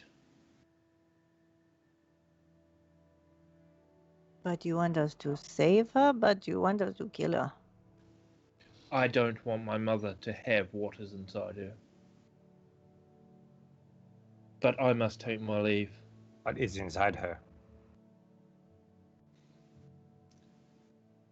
My mother's demon lord. It's at this point that, with her saying she must take a leave, that Adult would like to go up, whip out his blowgun, put a foot on her chest, and go, "You ain't moving anywhere, lady." Not prone. She's not get knocked prone. She's not prone? Oh, damn. She was Alright. knocked back a couple of steps. The strength check was not enough to knock her prone, unfortunately. Right, well, yeah, still whip out my blowgun and just point it at it, and it's going to start to glow red hot, and be like, "You ain't going nowhere." You're going to shoot a flute at me. Is this Bandcamp? Oh. Trust me, lady, I would not push your luck right now. You don't want her to go, Adok? I don't know who this is. Are you all listening? This sounds absolutely batshit insane. People, what do you think? Do we keep her? She wants to help her sister, so let's go help her sister, and then we can get rid of her. Take her with us? She can lead the way because she needs to show us where the sister is, and if she's like her sister, she'll be able to sniff her out. Is with Vasily. Well, she's looking for Vasily. Yeah, she can use it. She can be our hound dog. Betas, you want me to take her? Because Carnos is left. Carnos is not. Yeah, he's standing just outside the door. What, do you ask me what I want? Sketas. Take her. All right. And I put my hand and I pat Amelia on the back and I say, "I'm so sorry about this," because in between my two fingers is the dart. And then I take my other hand and put her over my shoulder. Roll a con save, Amelia, please.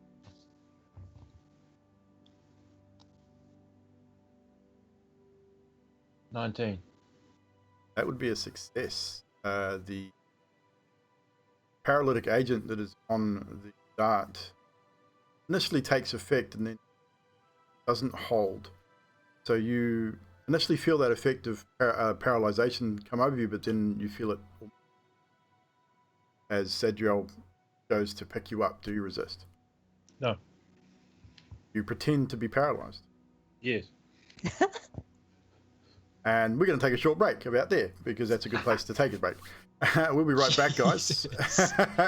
Be with us, ladies and gentlemen. We'll be right back after these messages.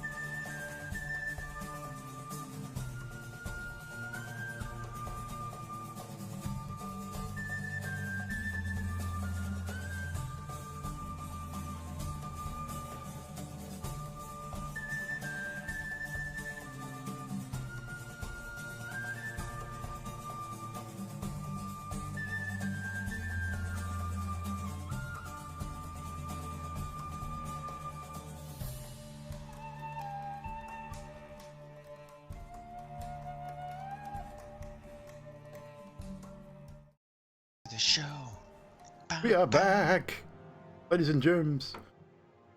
Things are getting a little, not out of hand, but a little heated in the realm of Barovia at the moment.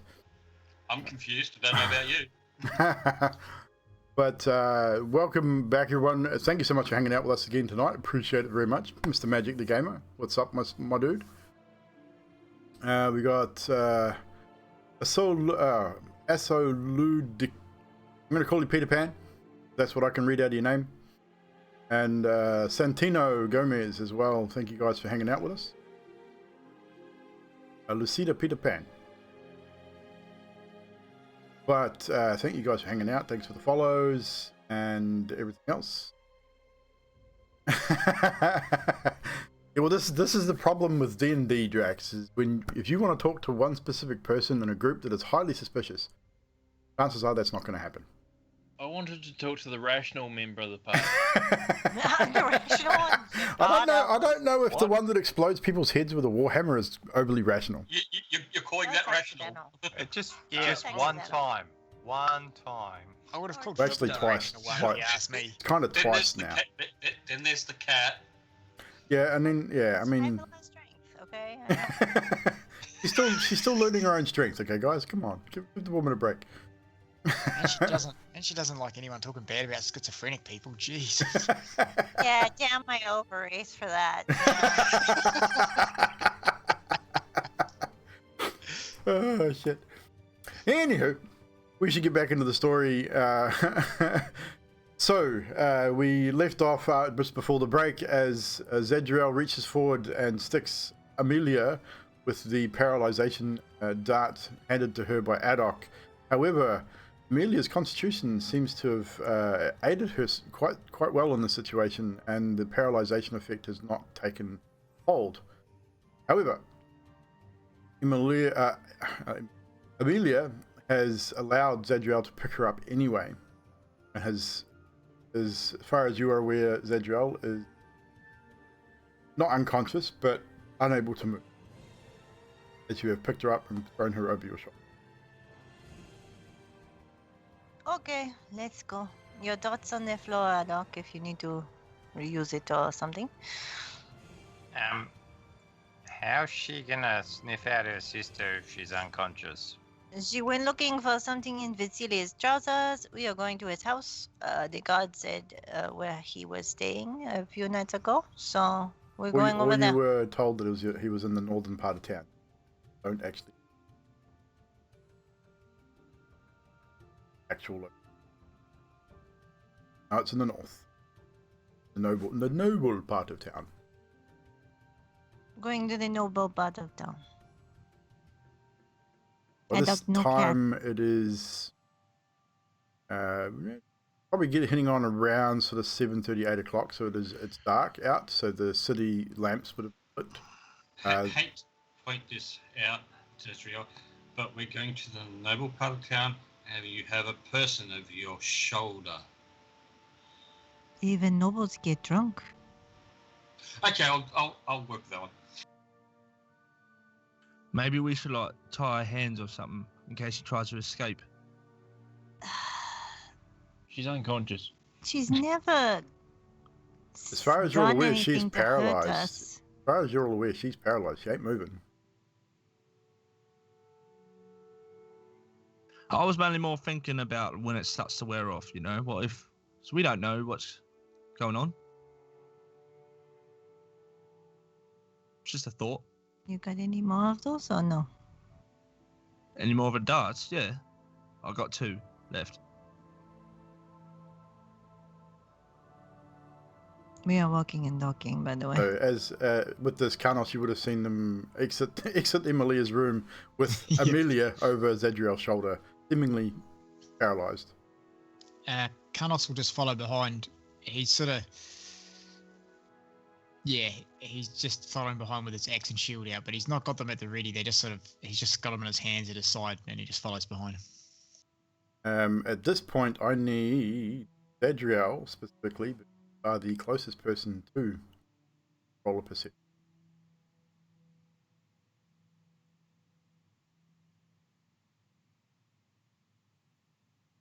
14. That's fine. That's a good needed roll. Thank you. You carry on your merry way, heading across the balcony, down the stairs, out to the front of towards the northern part of town, where the more, not so much the noble area, but the more upper class area of Aki is. After about 20 or so minutes, you are stopped by a patrol of Strahd as they're wandering, doing their patrols, and they do notice a rather armored individual carrying a very slight individual over their shoulder, and they walk up to you and why do you have appears to be a woman over your shoulder? Because she is passed out and we are trying to find her sister. She used to walk around with us. You might know her. She went to see Vasily, but we do not Vasily know. von Holt. Yes. I know this man, yes. You know where he lives, because we would like to meet up. I would say he lives in the northern part of town with the rest of the more well-to-do folk. I'm not entirely sure where. Probably more towards one of the larger homes. If you talk to the patrol in the north, they may have more of an idea of Vasily may side. Okay, thank you. But She'll be waking up in a couple minutes anyway. So he's got a look of concern on his face. He is going to roll insight. He seems to believe your story. Very well. This is odd, but seems legit. Have a good evening. Stay safe. Oh, by the way, do you know if those two boys, the Velaki brothers, got out of prison? Oh, you mean the Vaktas, Vaktas, Nikolai and Gal? They will be released tomorrow. They were extremely drunk, and Al, it seems, was having trouble with his legs for most of. Not entirely sure whether that was the booze or something else, but they will be released tomorrow. Word has reached them of the unfortunate disappearance of their mother and several of her friends, but they don't seem overly up about it. Oh, okay. I was just wondering. Thank you. Good evening. And the patrol turns, carries on, walking as you carry on your way, heading towards the northern part of Velaki. You head maybe 20-30 minutes up the road. You then turn left onto the main northern road, heading up that road, heading towards where the Baron lives. Not far from the Baron's home is the Vakta residence. Of course, as you head towards the northern gate, there are very few homes out here, but they're all upmarket homes, 2- and 3-story homes. Some look better than others. You can see that the Velaki itself has fallen on hard time. But it's just one of those things.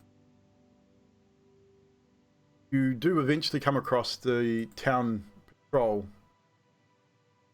that was been told about, and they don't approach you straight away. It is about this time that Amelia, if you want to do something, it's up to you what you decide to do. Amelia is going to use wild shape into a riding horse and basically sprint away as fast as she can.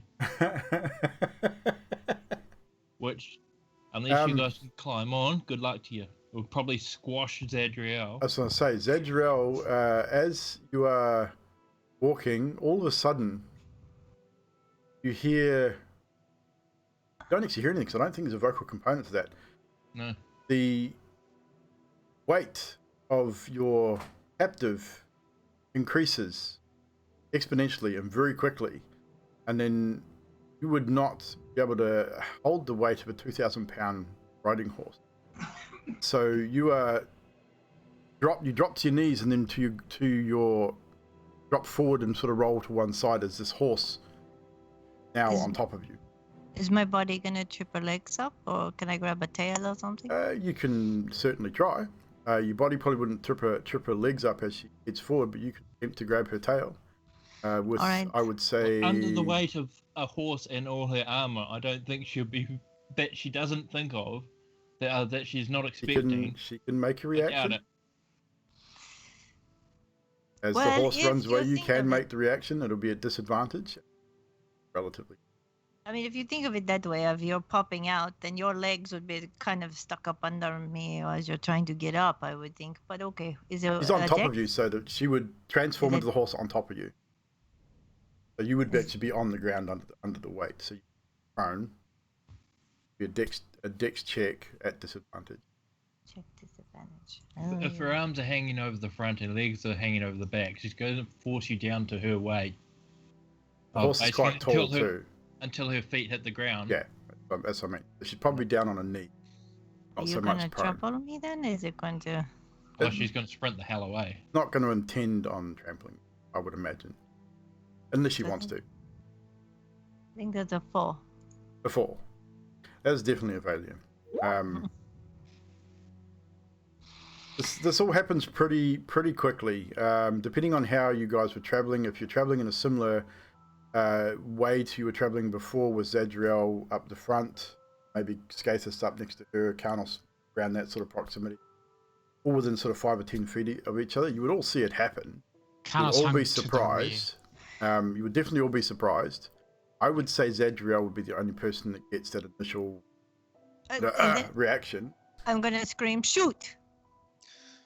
Okay. What's the movement speed on a riding horse?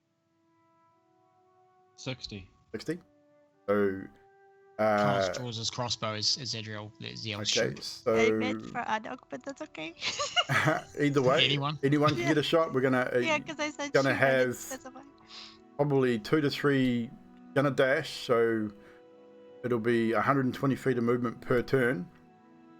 So you'll probably get 1 shot each before she disappears. And she's going to go straight down the alleyway, like between houses, like not down the path. So you'll probably get 1 shot before she turns. So Karnos, you'll get your shot first. As Zadriel cries out, shoot. You actually, Adok would probably get the shot first because he would have had his blowgun already out. You would have to switch to your crossbow, or at least grab your crossbow. Correct. So we'll go Adok first. Fibbleston will probably get a shot as well because you always have Charlotte there. So if you wish to fire as well, you will too. Adok. Am I able to fire the paralyzing dart? It's up to you because we were talking about it before. What How many I've got left? What's the range on your darts? On my dart, I've got a range of 25 to 100 feet on the blowgun. So I would say your shot will be at disadvantage with Yeah, that's cool.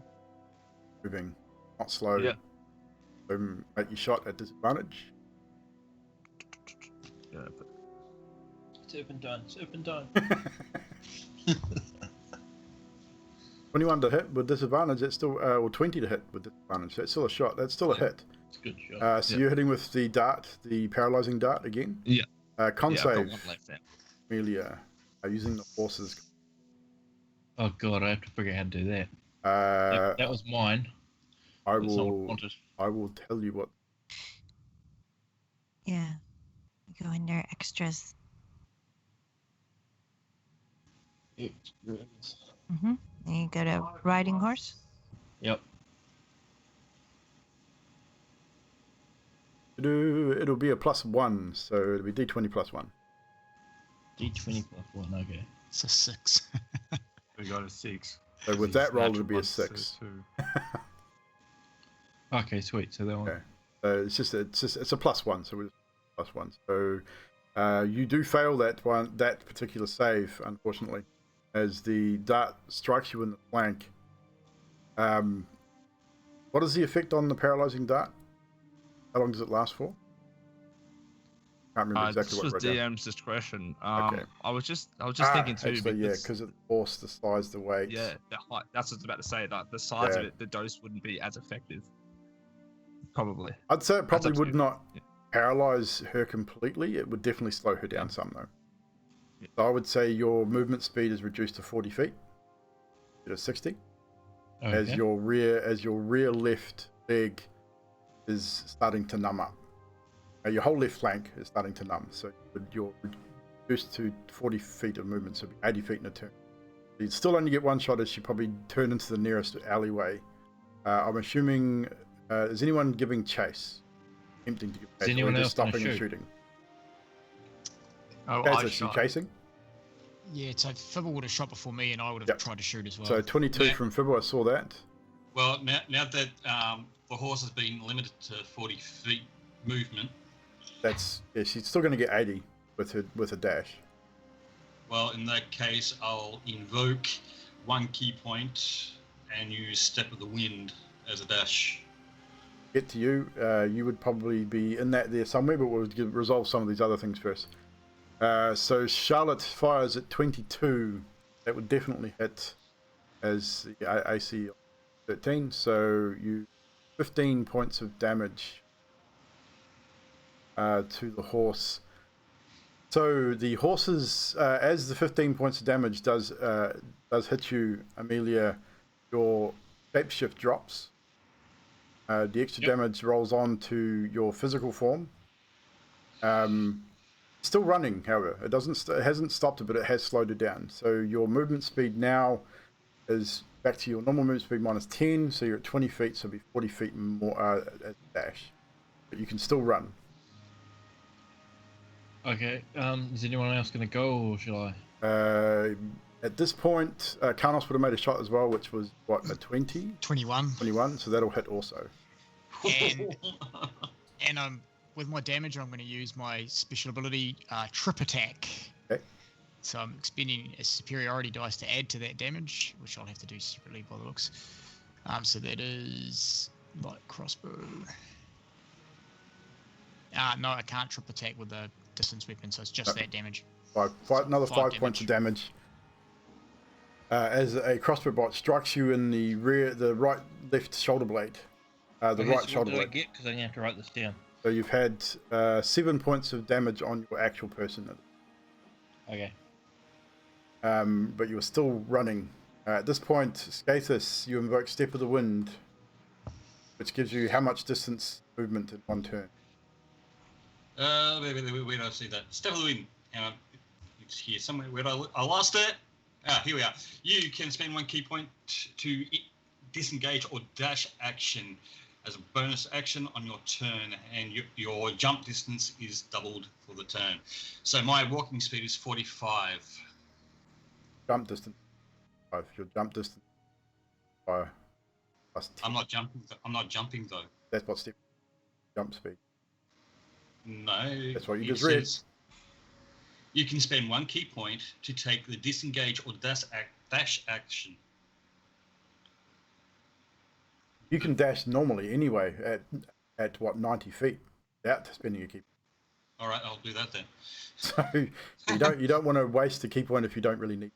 I mean, as a dash, you've got 90 feet. So you can move quickly. Yeah. You would be keeping pace with Amelia at this point, and you would be in melee range of her with that dash action. All right, so I will spend 2 key points then to do Water Whip. And what does Water Whip do? You can spend 2 key points as an action to cause a creature that you can see within 30 feet to make a dex saving throw of 11. On a failure, the creature takes 3d10 bludgeoning damage, plus an extra 1d10 bludgeoning damage. So you want to for kill each- her? No, no. That's exactly what you'll do if you attack her with that spell. But it has a pull thing with her, with it. You can just attack her normally and probably do a non-lethal attack. You know that, right? All right, I'll do that. I mean, then. because I can almost guarantee you, knowing what her hit point pool is, you will kill her with that attack. If that's not your intention, Splatter. if that is not your intention, then you might want to try something different. All right, then I'll just do a unarmed strike against her to. Okay. Hey, like I said, it's up to you, Skatus. If you wish to kill her, then by all means. We still want information, so no, I'll do a unarmed strike against. Okay, roll to hit.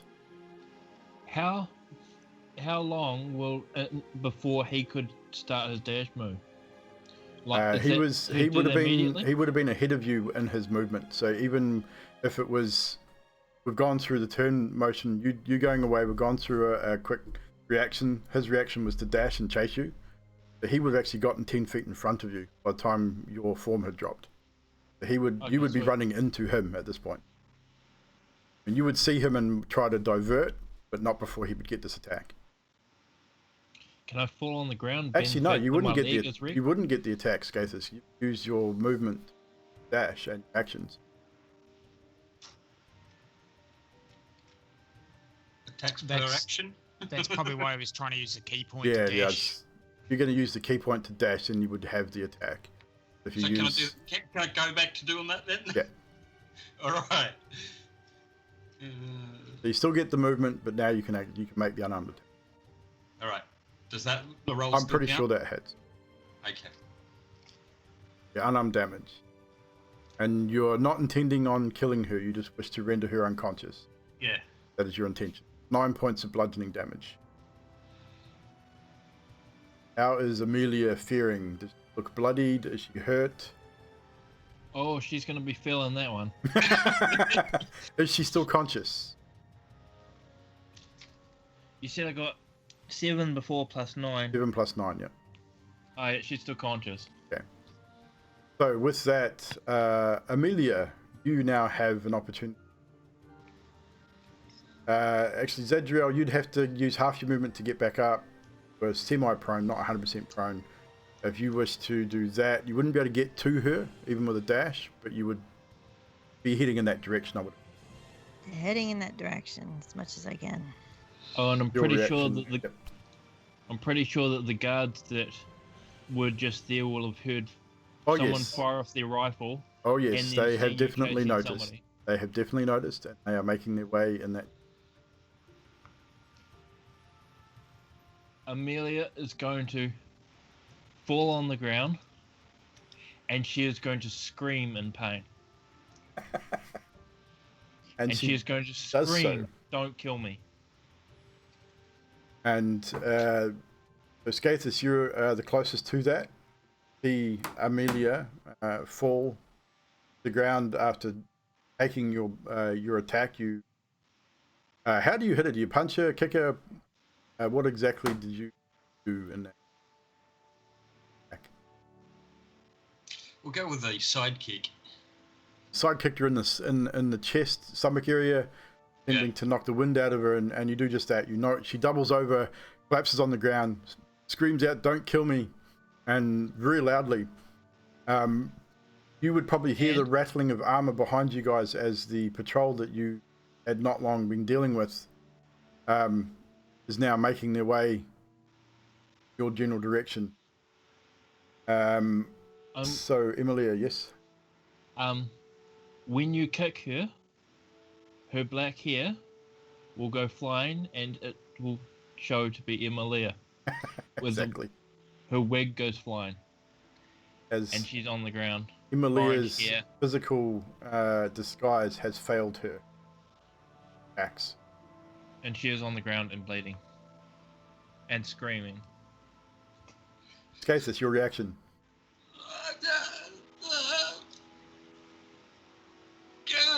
I don't know.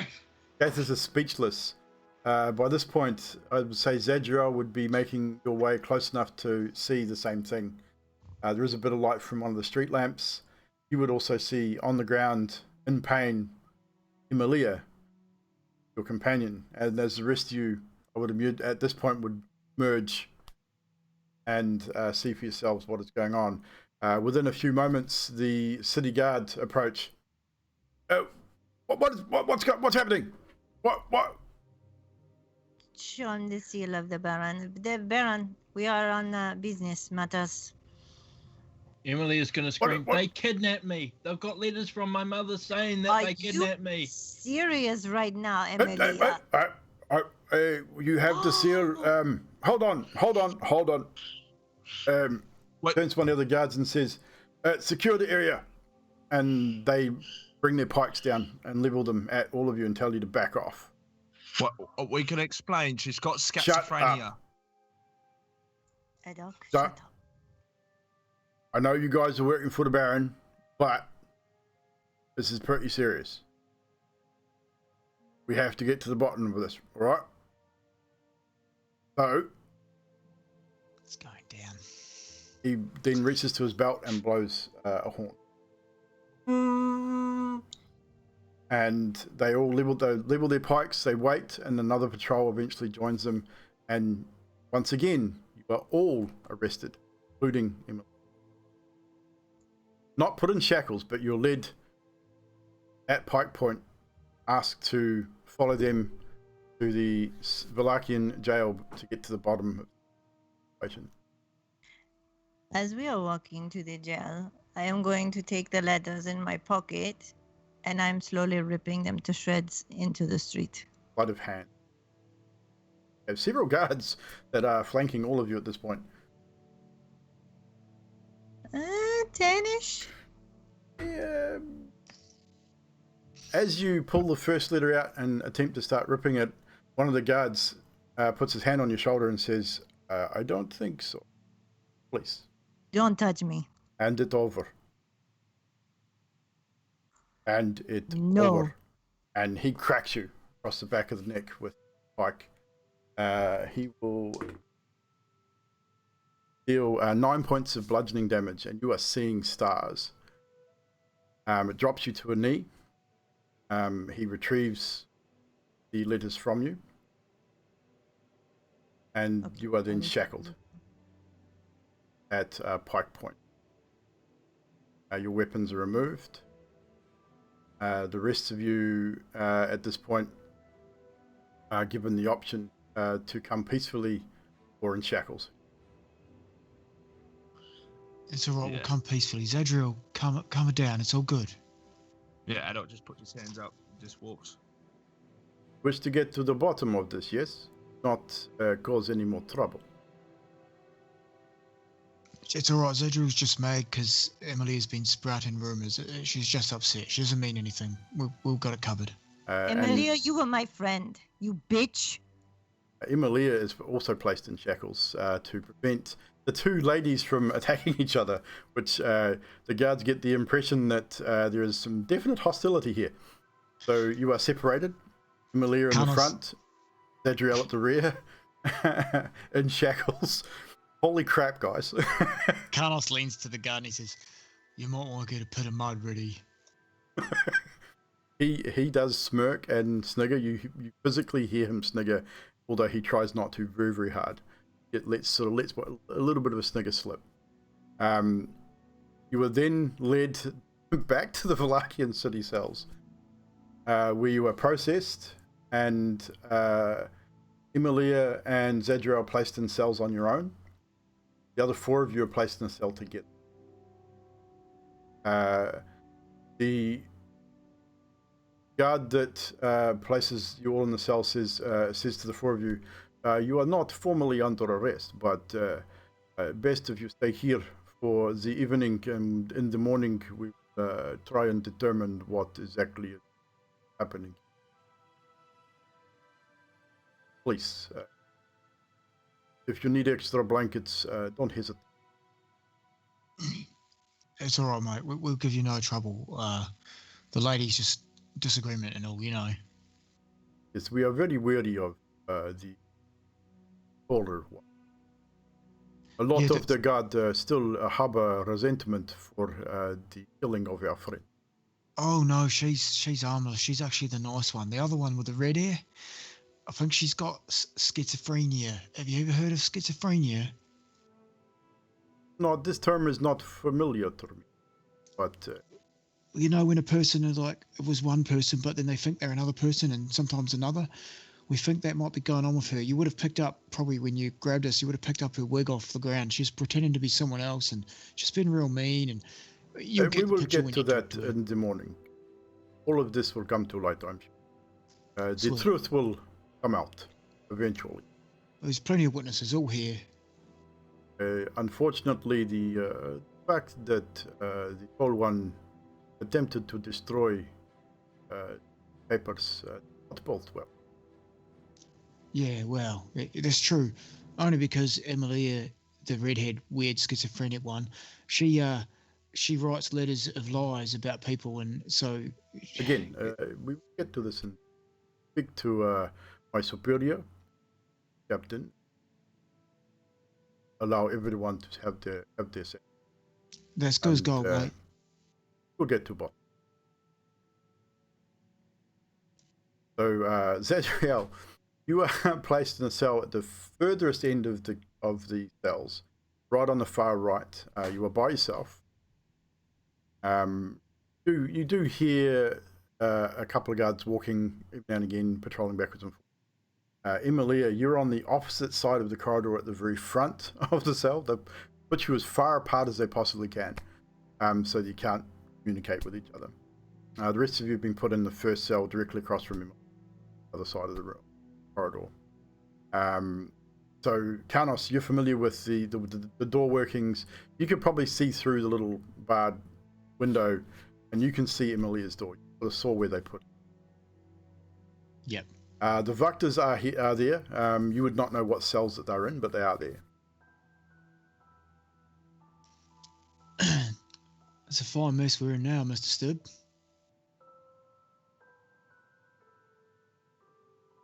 So, Amelia was Emilia, and Emilia is a bitch. Yeah, and Scaphus, yeah, your take on this? I'm gonna remain silent and go meditate. Gathis still looks like a stunned mullet. He is just, his eyes are wide, blinking. Every time you sort of ask him something, he just looks and just, it's like, Carlos puts his arm on Adam's shoulder and he goes, well, everyone, it seems our little grey friend here was spot on. And he grabs his hand like in a warrior's shake and he shakes. He says, I'm glad I listened to you. Adult just says nothing, walks over to a wall, sits down, lets out a huge sigh. Do I still have my backpack with me? all of your belongings have been taken from. So I don't have my pastries, damn it. No backpack, no weapons, anything that was on a power, or everything that you had, weapons, supplies, all that sort of stuff has been relieved of your person. You have been allowed to keep your armor on, but apart from that, that's fine. Adok just wanted to eat pastries and chill out. Unfortunately, no pastries for Adok. So he's probably just going to pace backwards and forwards after he's shaking his hand, muttering to himself. So with that, we're going to switch over to Zadriel again for a moment. What is Zadriel doing right now? I'm really interested to see. First, she calls out the names of her team to see where they are. And then she calls out the name of Carl to see if he's here. And then she sits on the floor, knees up, crossed arms, just... So when you call out the names of your team, I'm assuming you'll omit Emilia from that list of people at this point? No, I say, Emilia, where are you? You would hear her. Yeah, I mean, Emilia, you would definitely hear her from where you are, but it would be muffled. The team, you'd probably hear as well. Again, muffled, but you'd hear it. It would echo through the chamber a little bit. So you would definitely hear each other if you yelled loud enough. But you also get the impression, Karnos, you would definitely notice that these guards don't muck around. If you were told to be quiet, you'd better listen, otherwise I hit the fan, but they haven't said anything yet. Karnos knows that for sure. He took notes. Yeah. Karnos just starts doing press-ups on the floor.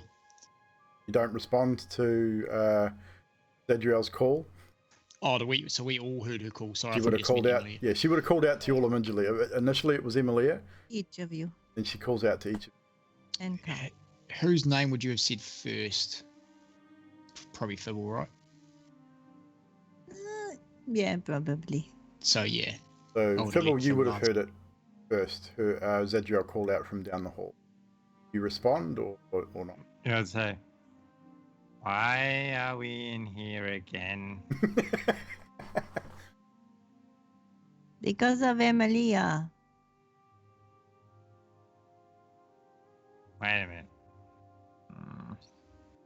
My head hurts. So again, these would be raised voices. I mean, we're not going to do raised voices in Skype, obviously, but just for context for the viewers, you would have to have your voices raised enough to be able to talk through a small opening in a cell door and down probably a 20-25 foot corridor. But it would echo a little bit with the stone wall. Just for context.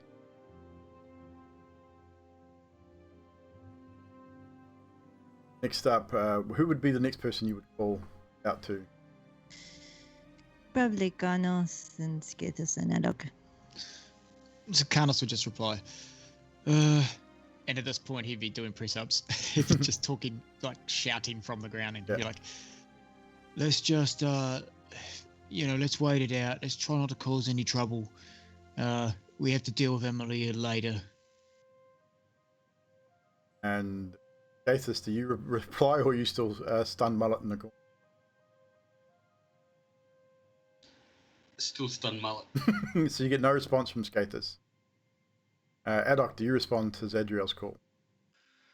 I do. I'm going to stop pacing and I'm going to point there. Do I know which direction she went?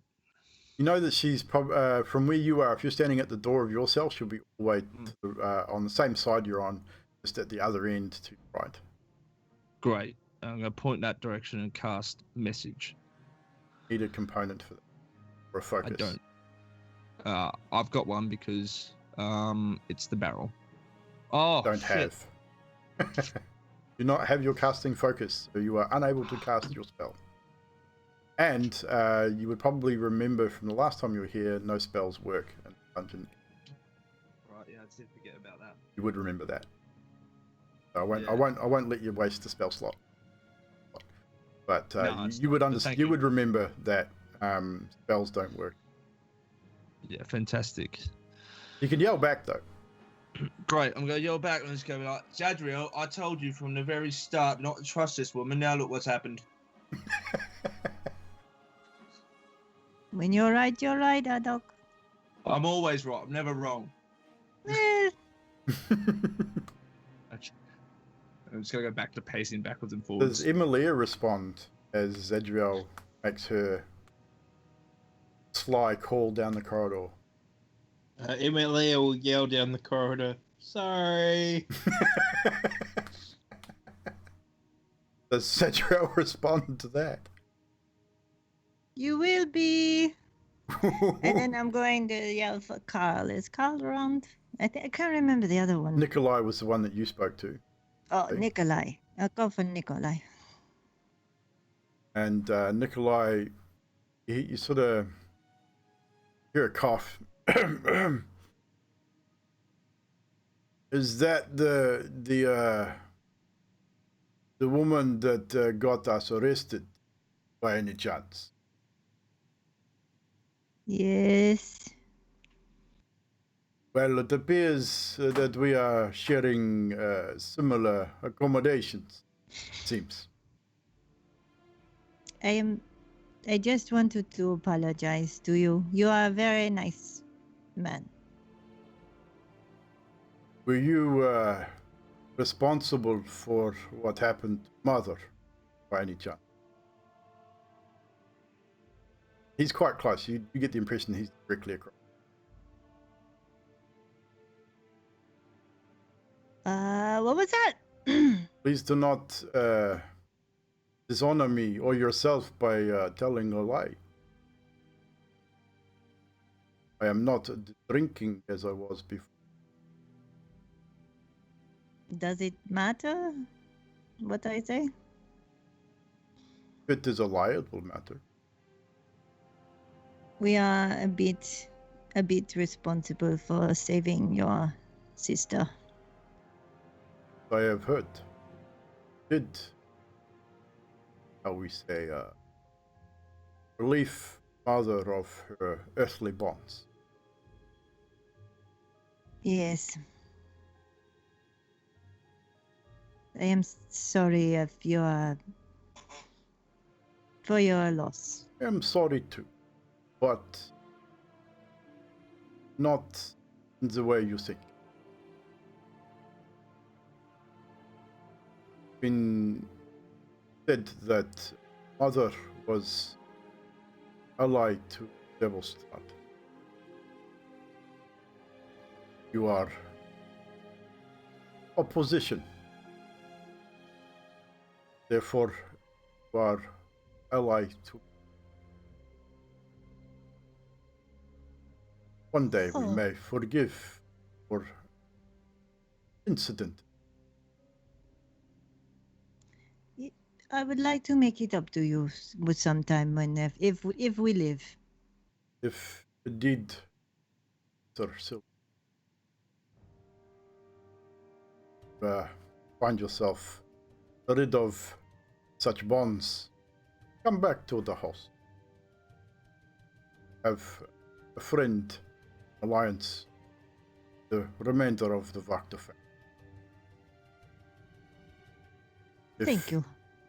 If indeed you are here to help rid Rofia of this thing that has ruled over us for centuries, you can count on my sword. That is very kind of you. We will take you up on that. I guess I better let you sleep it off. I am quite fine. You're looking after Carl. Whatever your friend did to him had of an effect. Not being able to walk for at least seems to be getting better. But as I say, come and see us when you are able. May be able to help when dealing enemies of great township of. And Zadriel goes and sits down.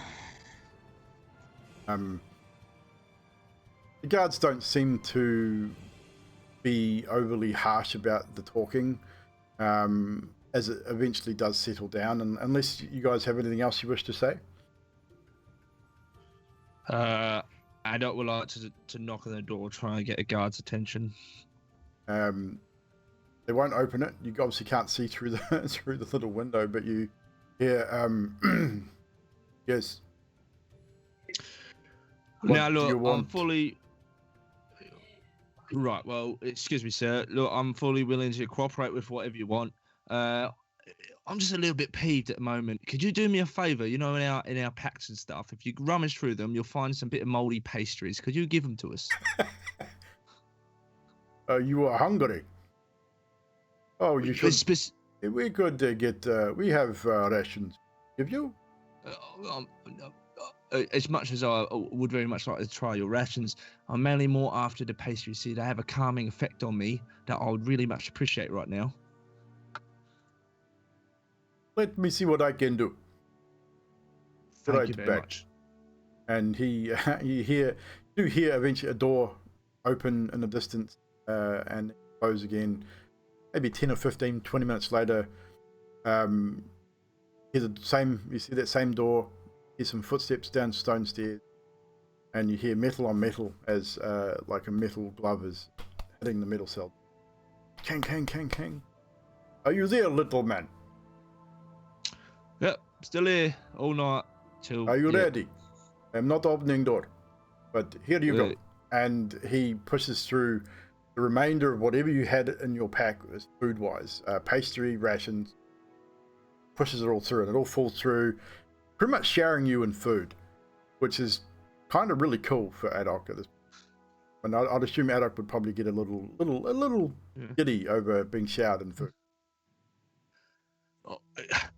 I don't know what your name is, sir, but My name is Karloff.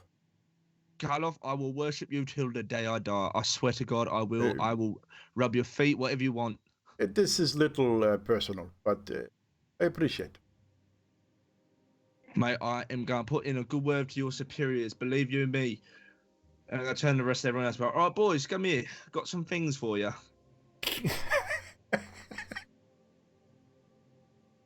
Carlos doesn't go there. He just keeps doing press-ups, muttering something about, why do we even bother to trust her? I thought I was supposed to be being nice. Adriel said, be nice. I try to be nice. I didn't like her from the get-go.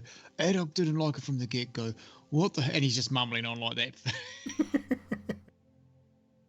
Fiddleston, do you request? No. What is Fiddleston doing at this point? Going, do I kill her? Do I not kill her? Is she good? I don't know. Cathus, what are you doing? Well, by this time I would have calmed down, so I'm just sitting there meditating. So Fib, Adok, no one seems to have responded to your offer of fine mouldy pastry and probably 10-day-old rations. In that case, I'm just going to pick up all my food. I'm going to walk over, and I've got 3 of the moldy pastries left. So I'm going to look at. I'm going to see that Karnos hasn't really mentioned anything. So I'm going to put a pastry next to him, not say anything. I'll walk over to Fibble, put a pastry next to him, not say anything. Look at Skathers, throw him a ration, and then sit down and eat the last pastry. So as you eat, you scoff the whole thing greedily. I need you to make a wisdom save, dude.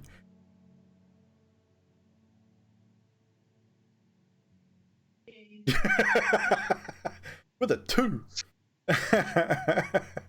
Adok is so wise. Adok, the moment you swallow, I mean, you savor that moldy pastry. It tastes like shit, but you savor it, you swallow it, and in an instant, your eyes glaze over, and you are probably in your favorite place in all the world.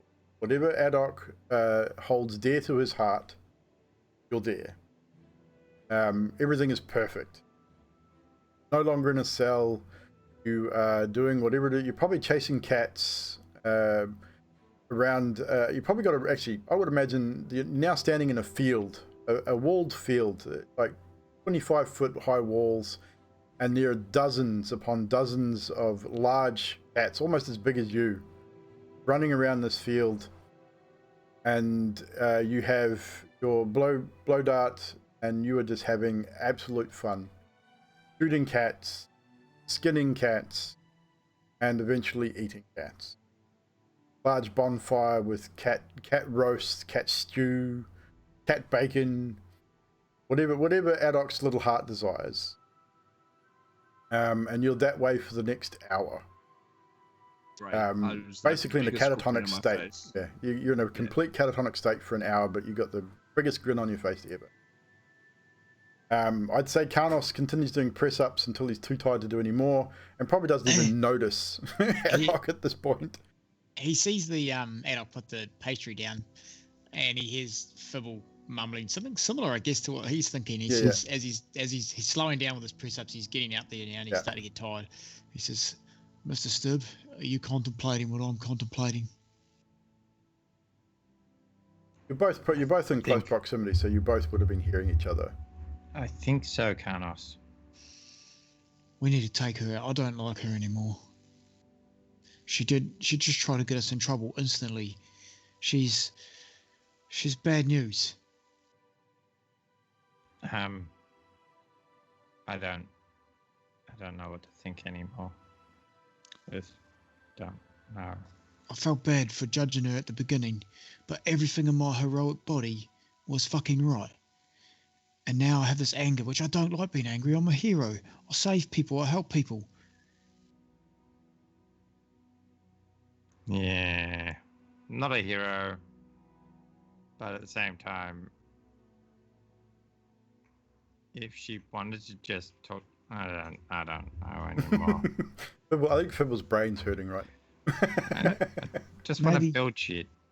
Yeah, maybe Adoc's right. Maybe we just eat these fucking pies that smell bad, that look bad, that are growing fucking mold. Maybe, you know, Adoc has been right a lot of the time here. Yeah, still not going to eat the pie though. No, yeah, me either. Carnos will that, definitely remember the last time you ate the pie and what happened. So that was pretty bad. Yeah, especially after the meal we had earlier. That young cat Juice was quite nice. The cat stew. It was lovely. Fruit of lay pussy, I guess, is what it would be called in French. What the? No. No? Okay, all right. Just was trying to think what Zadriel's accent might put, lay pussy. I don't know. And he stops press ups and he sits down in the corner. He's like,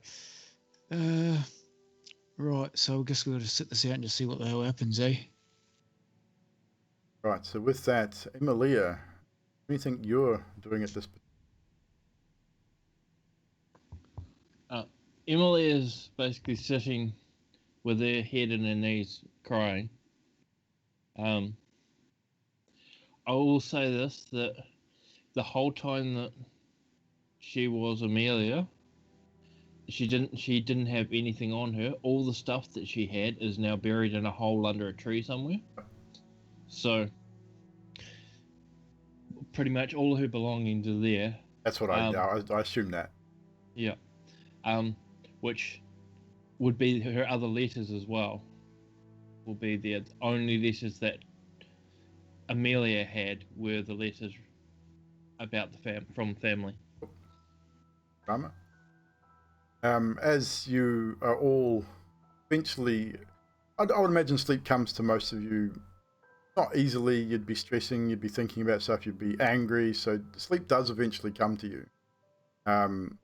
Emilia, as you start to find sleepiness and exhaustion starting to take you notice, even in the darkness of the cell, see slight mist start to form on the rear wall of the cell. Minimal at first, almost like you just see it almost like there's gotten damp in the room, so you get that slight misty haze on it. And it starts to get thicker. Eventually, see, even in the darkness, you can see shadow start to form. And after maybe about 10 or 15 minutes, that shadow starts to solidify, take shape. And stepping out from the mist rear of your cell, standing before you on Strahd von Zuck, with almost of smiles falling across his face. And that is where we're going to end tonight's session, as Strahd enters Emilia's cell. And that will be our story. A little bit early, but I did that on purpose because I need Strahd to have a bit of time to prepare for this conversation. I didn't want to spring it on you too much. But awesome night, guys. Drax, dude. All I have to say, my friend, is well done. Well done indeed. No, he's home. So, as per our tradition, we do have a bit of time to do it tonight too, which is good. We are once again going to thank all the players for joining us and taking the time to tell our own tale of the Strahd adventure from 5th edition Dungeons and Dragons. We also will start to go around the panel in just a second. I need to close some stuff. Whew. Right, so Nutty's making a whole heap of noise back there. Sounds like she's getting the cat ready for dinner. It is entirely possible. Never know. So, Ali, dad joke. What do you get if you put a duck in a cement mixer? Quacks in the pavement.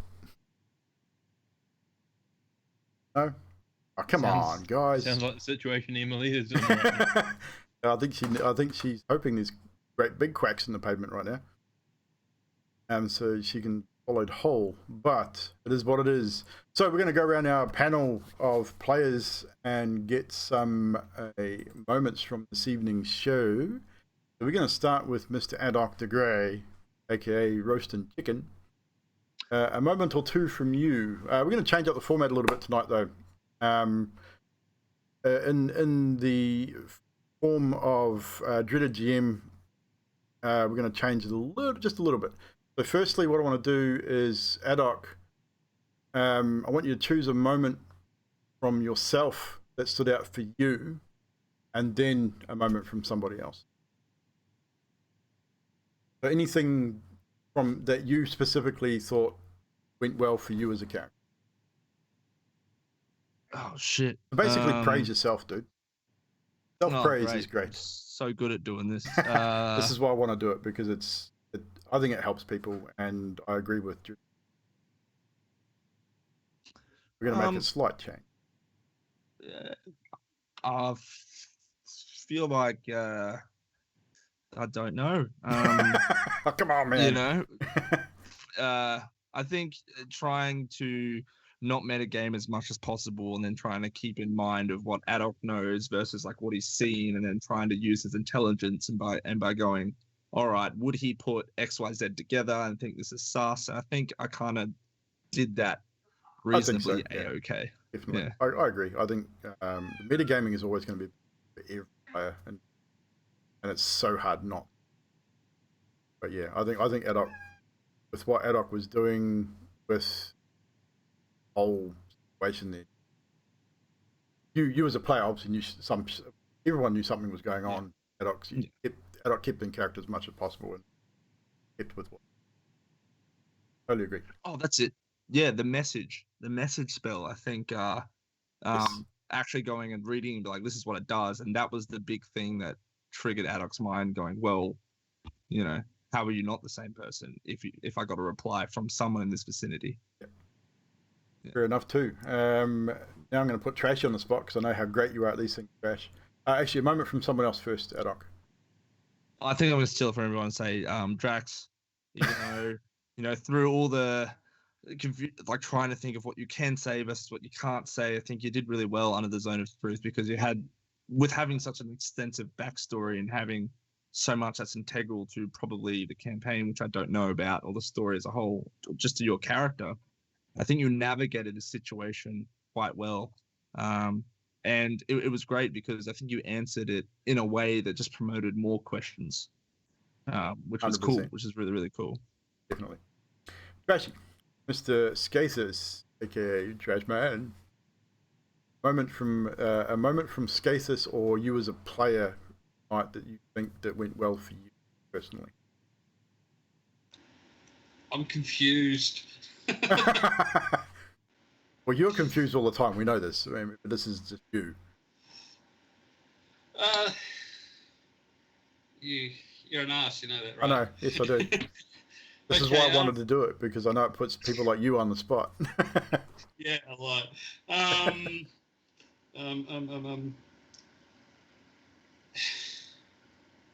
Doesn't have to be anything big. Just, I mean, even the way you described something in particular for your character, or just the way you did something in particular, or the way you played. Skath's character as a whole, pretty much just his, not so much his acting, because his acting is shit. No, just his character. I'm liking his character. I mean, it's definitely different than Alexandros, for sure. He's trying to stand up for what he believes. And the thing is, if that's what you want as a player, and that's starting, if you think that's showing through, this is about. You believe that you're on the right path with that and it's working, then that's all. And a moment from someone else, and we can reiterate the Drax situation because I think that's going to come up a lot. Okay, with that. Oh my fucking god, Drax! Really? If you can pick out any one particular moment in this whole situation, I guess if it's the whole thing, so be it. Well, that whole oh my fucking god was when he sat down and started doing that shit with the tree. Okay. No, don't do that. No. Awesome. The other one would have to be Zadriel. Which part? There was lots of Zadriel moments, I thought, tonight. Yeah, just following the lead, just watching where she's going. That's you, Trash. Double Stib, Mr. Sadiq. Trying not to metagame and point straight at Drax and say you're a lying prick was really hard to do. Yeah. But at the same time, since Fibble is quite intelligent, he's easily able to go, oh, holy shitballs. He's easily able to just say, that's not right, and go on from there. And then the whole thing with Drax playing himself but not himself. It was great, yeah. The whole thing was crazy, dude. And Satan dropping 5 subs, dude. Rock on, man. Thank you, Satan. That was very nice. It means I don't have to pay for it. But yeah, but the metagaming was really hard tonight, especially tonight with what was going on. I totally, even from a DM's perspective, it's kind of like decisions I got to make on the metagame is so difficult because I got to try and remember what your character's intelligence. I mean, see your intelligence modifiers and things like that. Then it's trying to figure out what you would know, what you wouldn't know in each given situation. So it's hard for everyone all around. Yeah, and having Drax in the party is just making that metagaming part a lot harder. He's got to stop with the metagaming. Oh, totally. Stop it. What's up, Satan? How you doing, buddy? Or I'm gonna just mute every time he starts talking. I'm gonna hit mute. Get it over and done with. Zadriel, Miss Yante. Hello. I'm pleased with myself for thinking quicker than I usually have to think, because with the saving your sister instead of saying, yeah, we killed your mom, that stuff. I was happy with myself on that because usually I think it was a good moment. Think. Yeah, I think you did well there. And of course, Drax was great, and Skathis rushing forward and doing something, that was good. And I really liked the schizophrenia womanizing comment, even though that was pretty funny. Awesome. Mr. Drax, the ultimate the ultimate bloody player in tonight's campaign.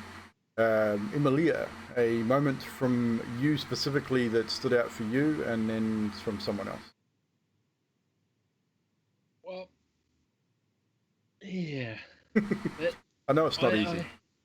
I had hoped to do that privately, and then I would have got that threat go, and nobody would have fucking been the wiser, and Zadriel would have been kind. And yeah, so that obviously didn't happen. And they sort of dumped everyone in jail for it. I'd say that the changing into the horse cracked me up for myself. I didn't expect that. I was expecting something a little different than a horse. I think you're too low level for a flying creature yet. Yeah, I am. So I knew there wouldn't be that, but yeah, horse wasn't really what I expected. I wanted something heavy that could run fast. It was hey, if it wasn't for the fact that you had 3 people that had ranged abilities, one that could run really fucking fast, you might have got away with it. Again, dice rolls are always a thing.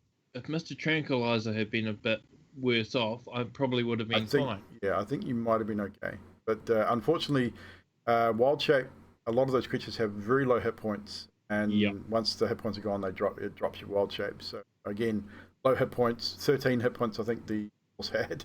So, and the damage you took was pretty high. Yeah. As for other people, the cat saga at the beginning of the episode, continuing, that was funny. Zadriel saying, "I can hear you," when somebody was saying something behind her back. I can still hear you. I can still hear you. Karnos suggesting to the guard that we're not going to need a puddle of mud. That cracked me up. And your description of Adoc's dream state. Oh, right, the cat that thing. That was really good. I like that a lot. And that is it from Mr. Drax. Mr. Karnos, the hero. The Baz. Karnos, the hero, eh? So for myself, I don't know, that schizophrenia thing just fell out. I don't know where it came from, and it was funny. I quite enjoyed this schizophreniac bit for me. Well, it was the fact that it wasn't just schizophrenia, it was schizophreniac. Schizophreniac. And it was like, where the hell does this shit come from, dude? Seriously. I don't know. and then I blamed it on girls, which was even better. So yeah. I mean, I'm sure you probably mildly offended some girls in the chat. That was my plan. Not as I said it, but after I said it, I was like, oh, that'll be Karnos' chauvinism coming out everywhere. It's great. Otherwise, Remember, it's just a character, guys. Or is it? There's a bunch of stuff that I thought was really cool, and obviously the Drax Zadriel conversation everyone's caught. So I've just got a few little notes here. Emilia's hole in the ground, with talking to her sister. I thought that was pretty out the gate. I was like, hey, what the hell's going on? Obviously, we didn't see this as just what we from heard a in the player game. perspective. Yeah. Adoc's comment about the Paladin of Happiness, which I thought was pretty good. And then Drax said, when we were talking about Amelia, and he was in Amelia, and he was in Amelia form. We were talking about Emilia, and they asked where she is, and he said she's hunting for Vasily. Well, what's in his pants? That was pretty good. Which technically isn't a lie, because that's pretty much what she's after the whole time, is someone's pants. Everybody's so pretty. So. And then lastly, I had written down Adoc's crusty, mouldy pastries that he just wants to eat all the time. 100% agree with all those. For me as a DM tonight, I think I'm growing descriptively things that I'm trying to cross. Obviously, Adoc's dream, trying to make things, because we're not doing a lot of visual aids on this particular lot of maps, not battle maps. Obviously, I have to be a lot more descriptive with what I'm doing, and a lot of the time. So hopefully, I think that's improving. Hopefully, you guys agree. It is kind of hard sometimes to get the words out. Wanted to do something specific and can't quite find a word for it. Cutting out a little. It's probably because I'm talking away from my microphone. Sorry about that. But descriptively, hopefully that's working out pretty good for me. I think it's getting better. As far as moments that stood out from you guys, definitely the start of the session with the whole cat fiasco, the cat stew thing still going on. Carrying that on was always a lot of fun. Something different. We don't really see those sorts of things. I mean, you think of medieval times and what they used to eat. Obviously, cats and dogs and all that sort of thing would have been on them, and rats and squirrels, all that sort of stuff would have been on the menu in those days. So I think it's actually kind of cool to see it come out in a D&D game. You just don't hear about that sort of stuff, and a lot of people will deem it as either harsh or gross or whatever, but hopefully people see it for what it is. The Amelia situation, I think that screwed with everybody tonight, including myself. So yeah, I think the whole thing's been so awesome. Zadriel, her reactions to things, trying to take the leadership role in a party of dysfunctional people is not easy. Because you guys are a band of misfits, 100%, and Zadriel's trying to lead you guys. I don't see a lot of leading, in all honesty. That's what I mean. She's trying, but I don't think it's working too well. She's really Adult's trying, but completely that's what I mean. And I use the term leading quite loosely in this respect. But it's a lot of fun. So chat, again, any moments that stand out for you, pop them in the chat now while we've got some time.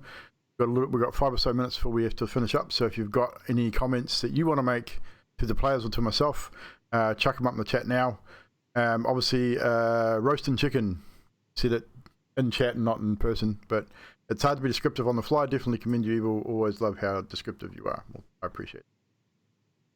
Any other comments we got here from anybody else? Satan dropping 5 subs. Had to mention that again. Thank you, dude.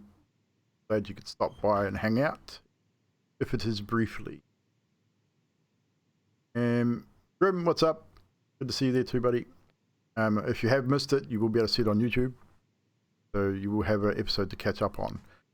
Mina, to be honest, I came in late, but the cat dream was good. I was trying to think what would Adok be dreaming about right now, and he could have been dreaming about a number of things, about leaving Barovia, going home, all that sort of stuff. But that kind of seems a little cliche in this situation. I thought, well, he's just eaten a cat. He's obviously really likes cats. So let's have him in a field of cats in heaven, catching, killing, and eating cats. Why not? Magic, while Drax won't agree, I think handled the interrogation very well for someone who's fairly new to it. 100% Magic. 100% agree that Drax tonight, dealing with the Zone of Truth as a character, one character disguised as another character, knowing you can't lie, but knowing that most of what you're saying is a lie is kind of hard to navigate, and I think you did exceptionally well. There were obviously a couple of moments I think you tripped yourself up, you realised it, and you got back on track, and I think the whole thing was fucking amazing. Oh, dude, the fact that the whole party jumped on him was pretty... I think you did really well. Considering you had planned it to be a one-on-one conversation, which unfortunately in this game does not happen a lot. Whatever you... I mean, and I can say this from a DM's perspective, I know Baz will agree with me, and I'm assuming even Roasted and Yanti, even Adam have all DM'd would agree. You can plan for so much and plan things to go a specific way, and it'll never ever happen. Never happen the way you want it to happen. Very rarely. Your players or the other players in your party, if you're a player, will do something to screw with your plans almost 100% of the time.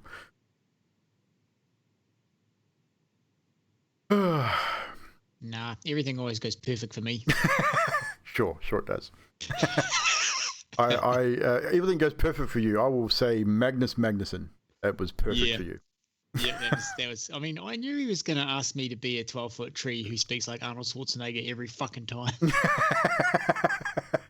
You've done it so well, though. The Arnie quotes that come out, the fact that you spent the time practicing the quotes, trying to get the accent as close as possible, what did it for me. Actually took the time to make the character as plausible as possible, and I think it's great. Bass is in total control all of the time. Exactly, Grim. Got it. Exactly. This is how we roll. I plan for every eventuality, but toss the most ridiculous out. What's funny is what's this from Yanti here? What's funny is I was going to catch up and shield her to protect her from everyone until her wig fell off. Well, yeah. The thing is with that is I was going to lose the wig, or you're going to recognise me sooner or later. Yeah, I did message Drax right before you guys left the room saying, dude, these guys are all within 10 feet of you. They know who you are. They're going to be making some perception rolls very soon because they're in close proximity. Something's going to twig to them to recognise, because it was a physical disguise using the disguise kit. Yep. He is proficient in it, so the DC was a reasonable DC. But because you guys all knew her, said you got 10 minutes to figure something out, and then you guys use the paralyzed things that would give it, sort of gave it the out a little bit, which is why I made you make the perception roll as you're walking out, Yanti. Unfortunately, you didn't meet the DC, so you didn't recognize it. But and it was only a DC 15. You missed it by 1.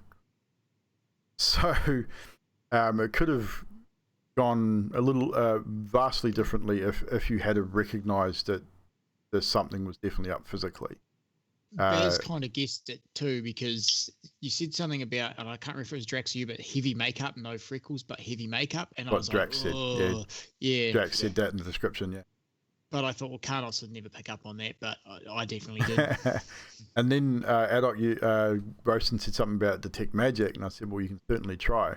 And that was the same thing. If because it wasn't a magical spell, it wouldn't have shown anything. But the fact that you were thinking along those lines certainly made it more feasible. Bibblestib probably would have been the first to make the perception check if the paralyzing thing hadn't gone awry because of his intelligence. And then it would have gone from there. But it was a lot of fun. Oh, you missed a good show tonight, Nutty. You're going to have to watch the VOD on YouTube. It was funny. Oh, and I forgot too, Fibble. He was like, sister? Not sister. You don't look like sister. That was funny too. I think Fibble's... Adam, one thing I have to actually commend you on is this character. I mean, Sadiq was a cool character, but Sadiq was more you than not you. This character is just out there, and I love it. It's fucking amazing. Just the mannerisms, the reasoning behind the way you think as a character, and this just hilarity. It's amazing. Absolutely love it. Fibble's my favourite by far, bar none. Both Fibble and Emilia are probably my 2 top characters at the point.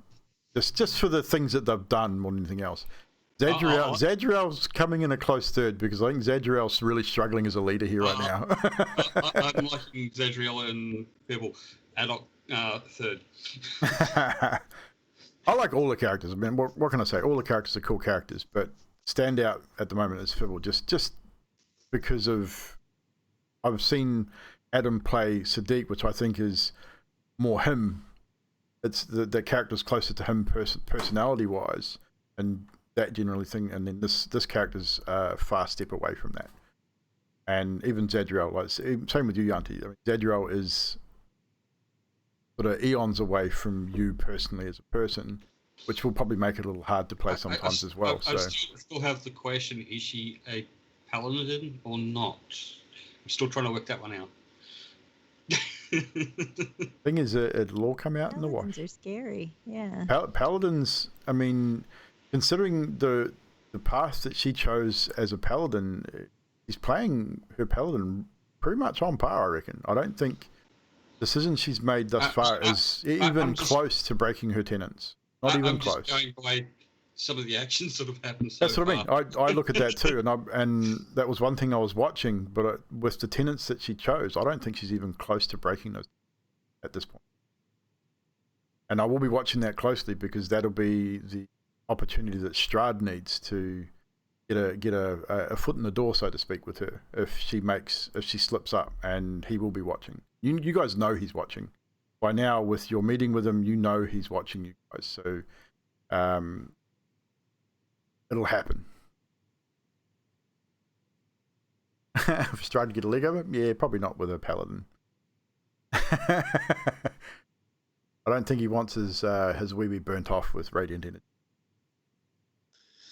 Yeah, we should just give Emilia to Strahd, and maybe he'll just let us go. Maybe that's how you solve the whole game. It's possible. We'll have to see what happens with Strahd next session. Hopefully, Adok can make it for next session, so that Strahd's actually there. We'll have to keep in touch. Cam, let me know. Because if you can't, I'll have to write it myself and play it myself. You just pre-record it. It's not like Strahd's going to do anything outside of the, You don't Emily is going to melt into a ball and just sit there. I've got an idea, something I need to discuss with Cam on how that's going to go. He's going to exercise a demon. Strahd's got himself a new weapon. It's called the money shot. You and the fucking money shot. Strahd's little whip. Emperor Strahd, Emperor Strahd, I didn't do it. Oh my god, I didn't do it. Wow, Raven. Wow. All right, guys. I know we have at least one person or two people that need to probably head off and have work tomorrow. So we will have to end it there. Unless anyone in the party here has anything further to add before we finish up, or we find someone to raid. I don't know if you'd be able to create a thing without Addoc being there, because at this moment in time, I don't think anyone knows anything about Emilia apart from DM. Strahd knows a little. Strahd knows enough. I have been conversing with Cam over what Strahd knows and what he doesn't know. So Strahd knows enough to get him by. But like I said, if Cam can't be there, I'll be playing Strahd anyway. So yeah. There are things that Strahd knows that you guys don't know that he knows. Put it that way. Also, But- sorry for cussing, chat. Who cast?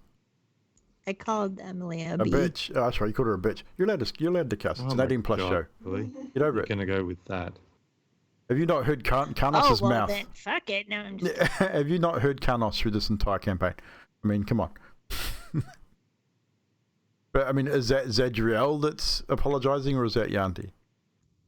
I don't know. You're allowed to curse. It's not a bad thing. It's punctuation. And I feel that was a warranted comment. So I think Zadriel will be rather upset about now and feeling a little betrayed. Just on the warpath, Yeah. yeah. Pledged your life to protect someone and then find out that shit. Yeah, I swore to protect you, and now you're going to drop me in it and fucking put me in jail, you bitch. I won't hurt you. You can trust me. Oh, they're kidnapping me. There's letters to prove it. Oh, it's going Yeah, down. those letters are going to be hard for you guys to explain away. I tell you. You may get away with it. Never know. All depend on what happens in the morning. Don't we have that zone of truth thing we can do? Yeah. Thing is, you do have the zone of truth at your disposal, which is probably going to be a good thing for you. Just burn everything down. Worked so well this night. Yeah, I mean, the thing is, as long as they tell the truth, doesn't matter what Emilia says, I think that they will get off okay. Maybe. You never know. What level does the pally get zone of death? Power Getting it death. as we speak. Anything you say is a lie. You die. That's the hammer. The hammer's the zone of death. Yeah, the Warhammer, Clockwork zone of hammer. death. Zone of I call it annihilation. anus. Zone of a noose. Anus. Last name Anuska, last name Anger. It's my warbanger. Glad someone got Zone added of in. annihilation. Alright guys, that is it for us. We're going to raid Sheriff Danian. We've raided him a couple times before, but we're going to raid him again this evening. We're going to call it there. We will not be here on Sunday. I repeat, there will be no D&D stream on Sunday. I will probably be here playing games, as Yanti and Mr. Sadiq are away next Sunday, or this coming Sunday, so there'll be no D&D. Then the following Sunday there'll be no D&D again, the 28th, which will be our session 0 for the Sanctum mini campaign. We'll be organising that stuff off air, but then the 7th of March, Sunday the 7th of March, 7:30 p.m. New Zealand Standard Time, 5:30 p.m. Australian, we will be starting the Sanctum mini campaign. It'll be streamed on both my channel and Yanti's channel. So we will be having a spam in the chat giving the rare drop link for multi-streaming. So you'll be able to watch both streams in a single window if you wish. The link will be spammed throughout the campaign. So therefore you can support both streamers. You'll be able to see both chats, both perspectives of the campaign from a DM and a player's perspective. So definitely come hang out with that with us. Yeah. So Friday night, Yanti, before we finish up, Fridays, when are you considering starting the Icespire Peak module? in our Discord, and that'll be our session 0 will be the 26th, which is next Friday, and we'll be starting the 5th of March, Okay, so which is a Friday. there you go. So we got the I Spy a Peak on the Friday, which will be streamed in Yanti's channel. I'm not going to be streaming that one. That'll be streamed strictly in Yanti1's channel, so go check her out. Make sure you follow and come and hang out with us on Friday, the 5th of March, will be the start of the I Spy a Peak module. I'll be playing in that one, not streaming it. But then Sunday the 7th, we'll be starting the Sanctum. So lots of D&D. Lots of fun. Are you going to YouTube that too, Zedriel? Yep, sure am. Sweet. So if you need any help with the YouTubing stuff, let me know. I will definitely help with that, because you can export your raw VOD directly from Twitch to YouTube. So if you need a hand, let me know. So don't be nervous. It'll be a lot of fun. You've got a good bunch of people to play with, so we will look after you, and heaps and heaps. So with that, we're going to say goodbye, and we will see you, as I say, this Friday. I will be streaming games, as in next Friday will be session 0 for I Spy. Bye-bye.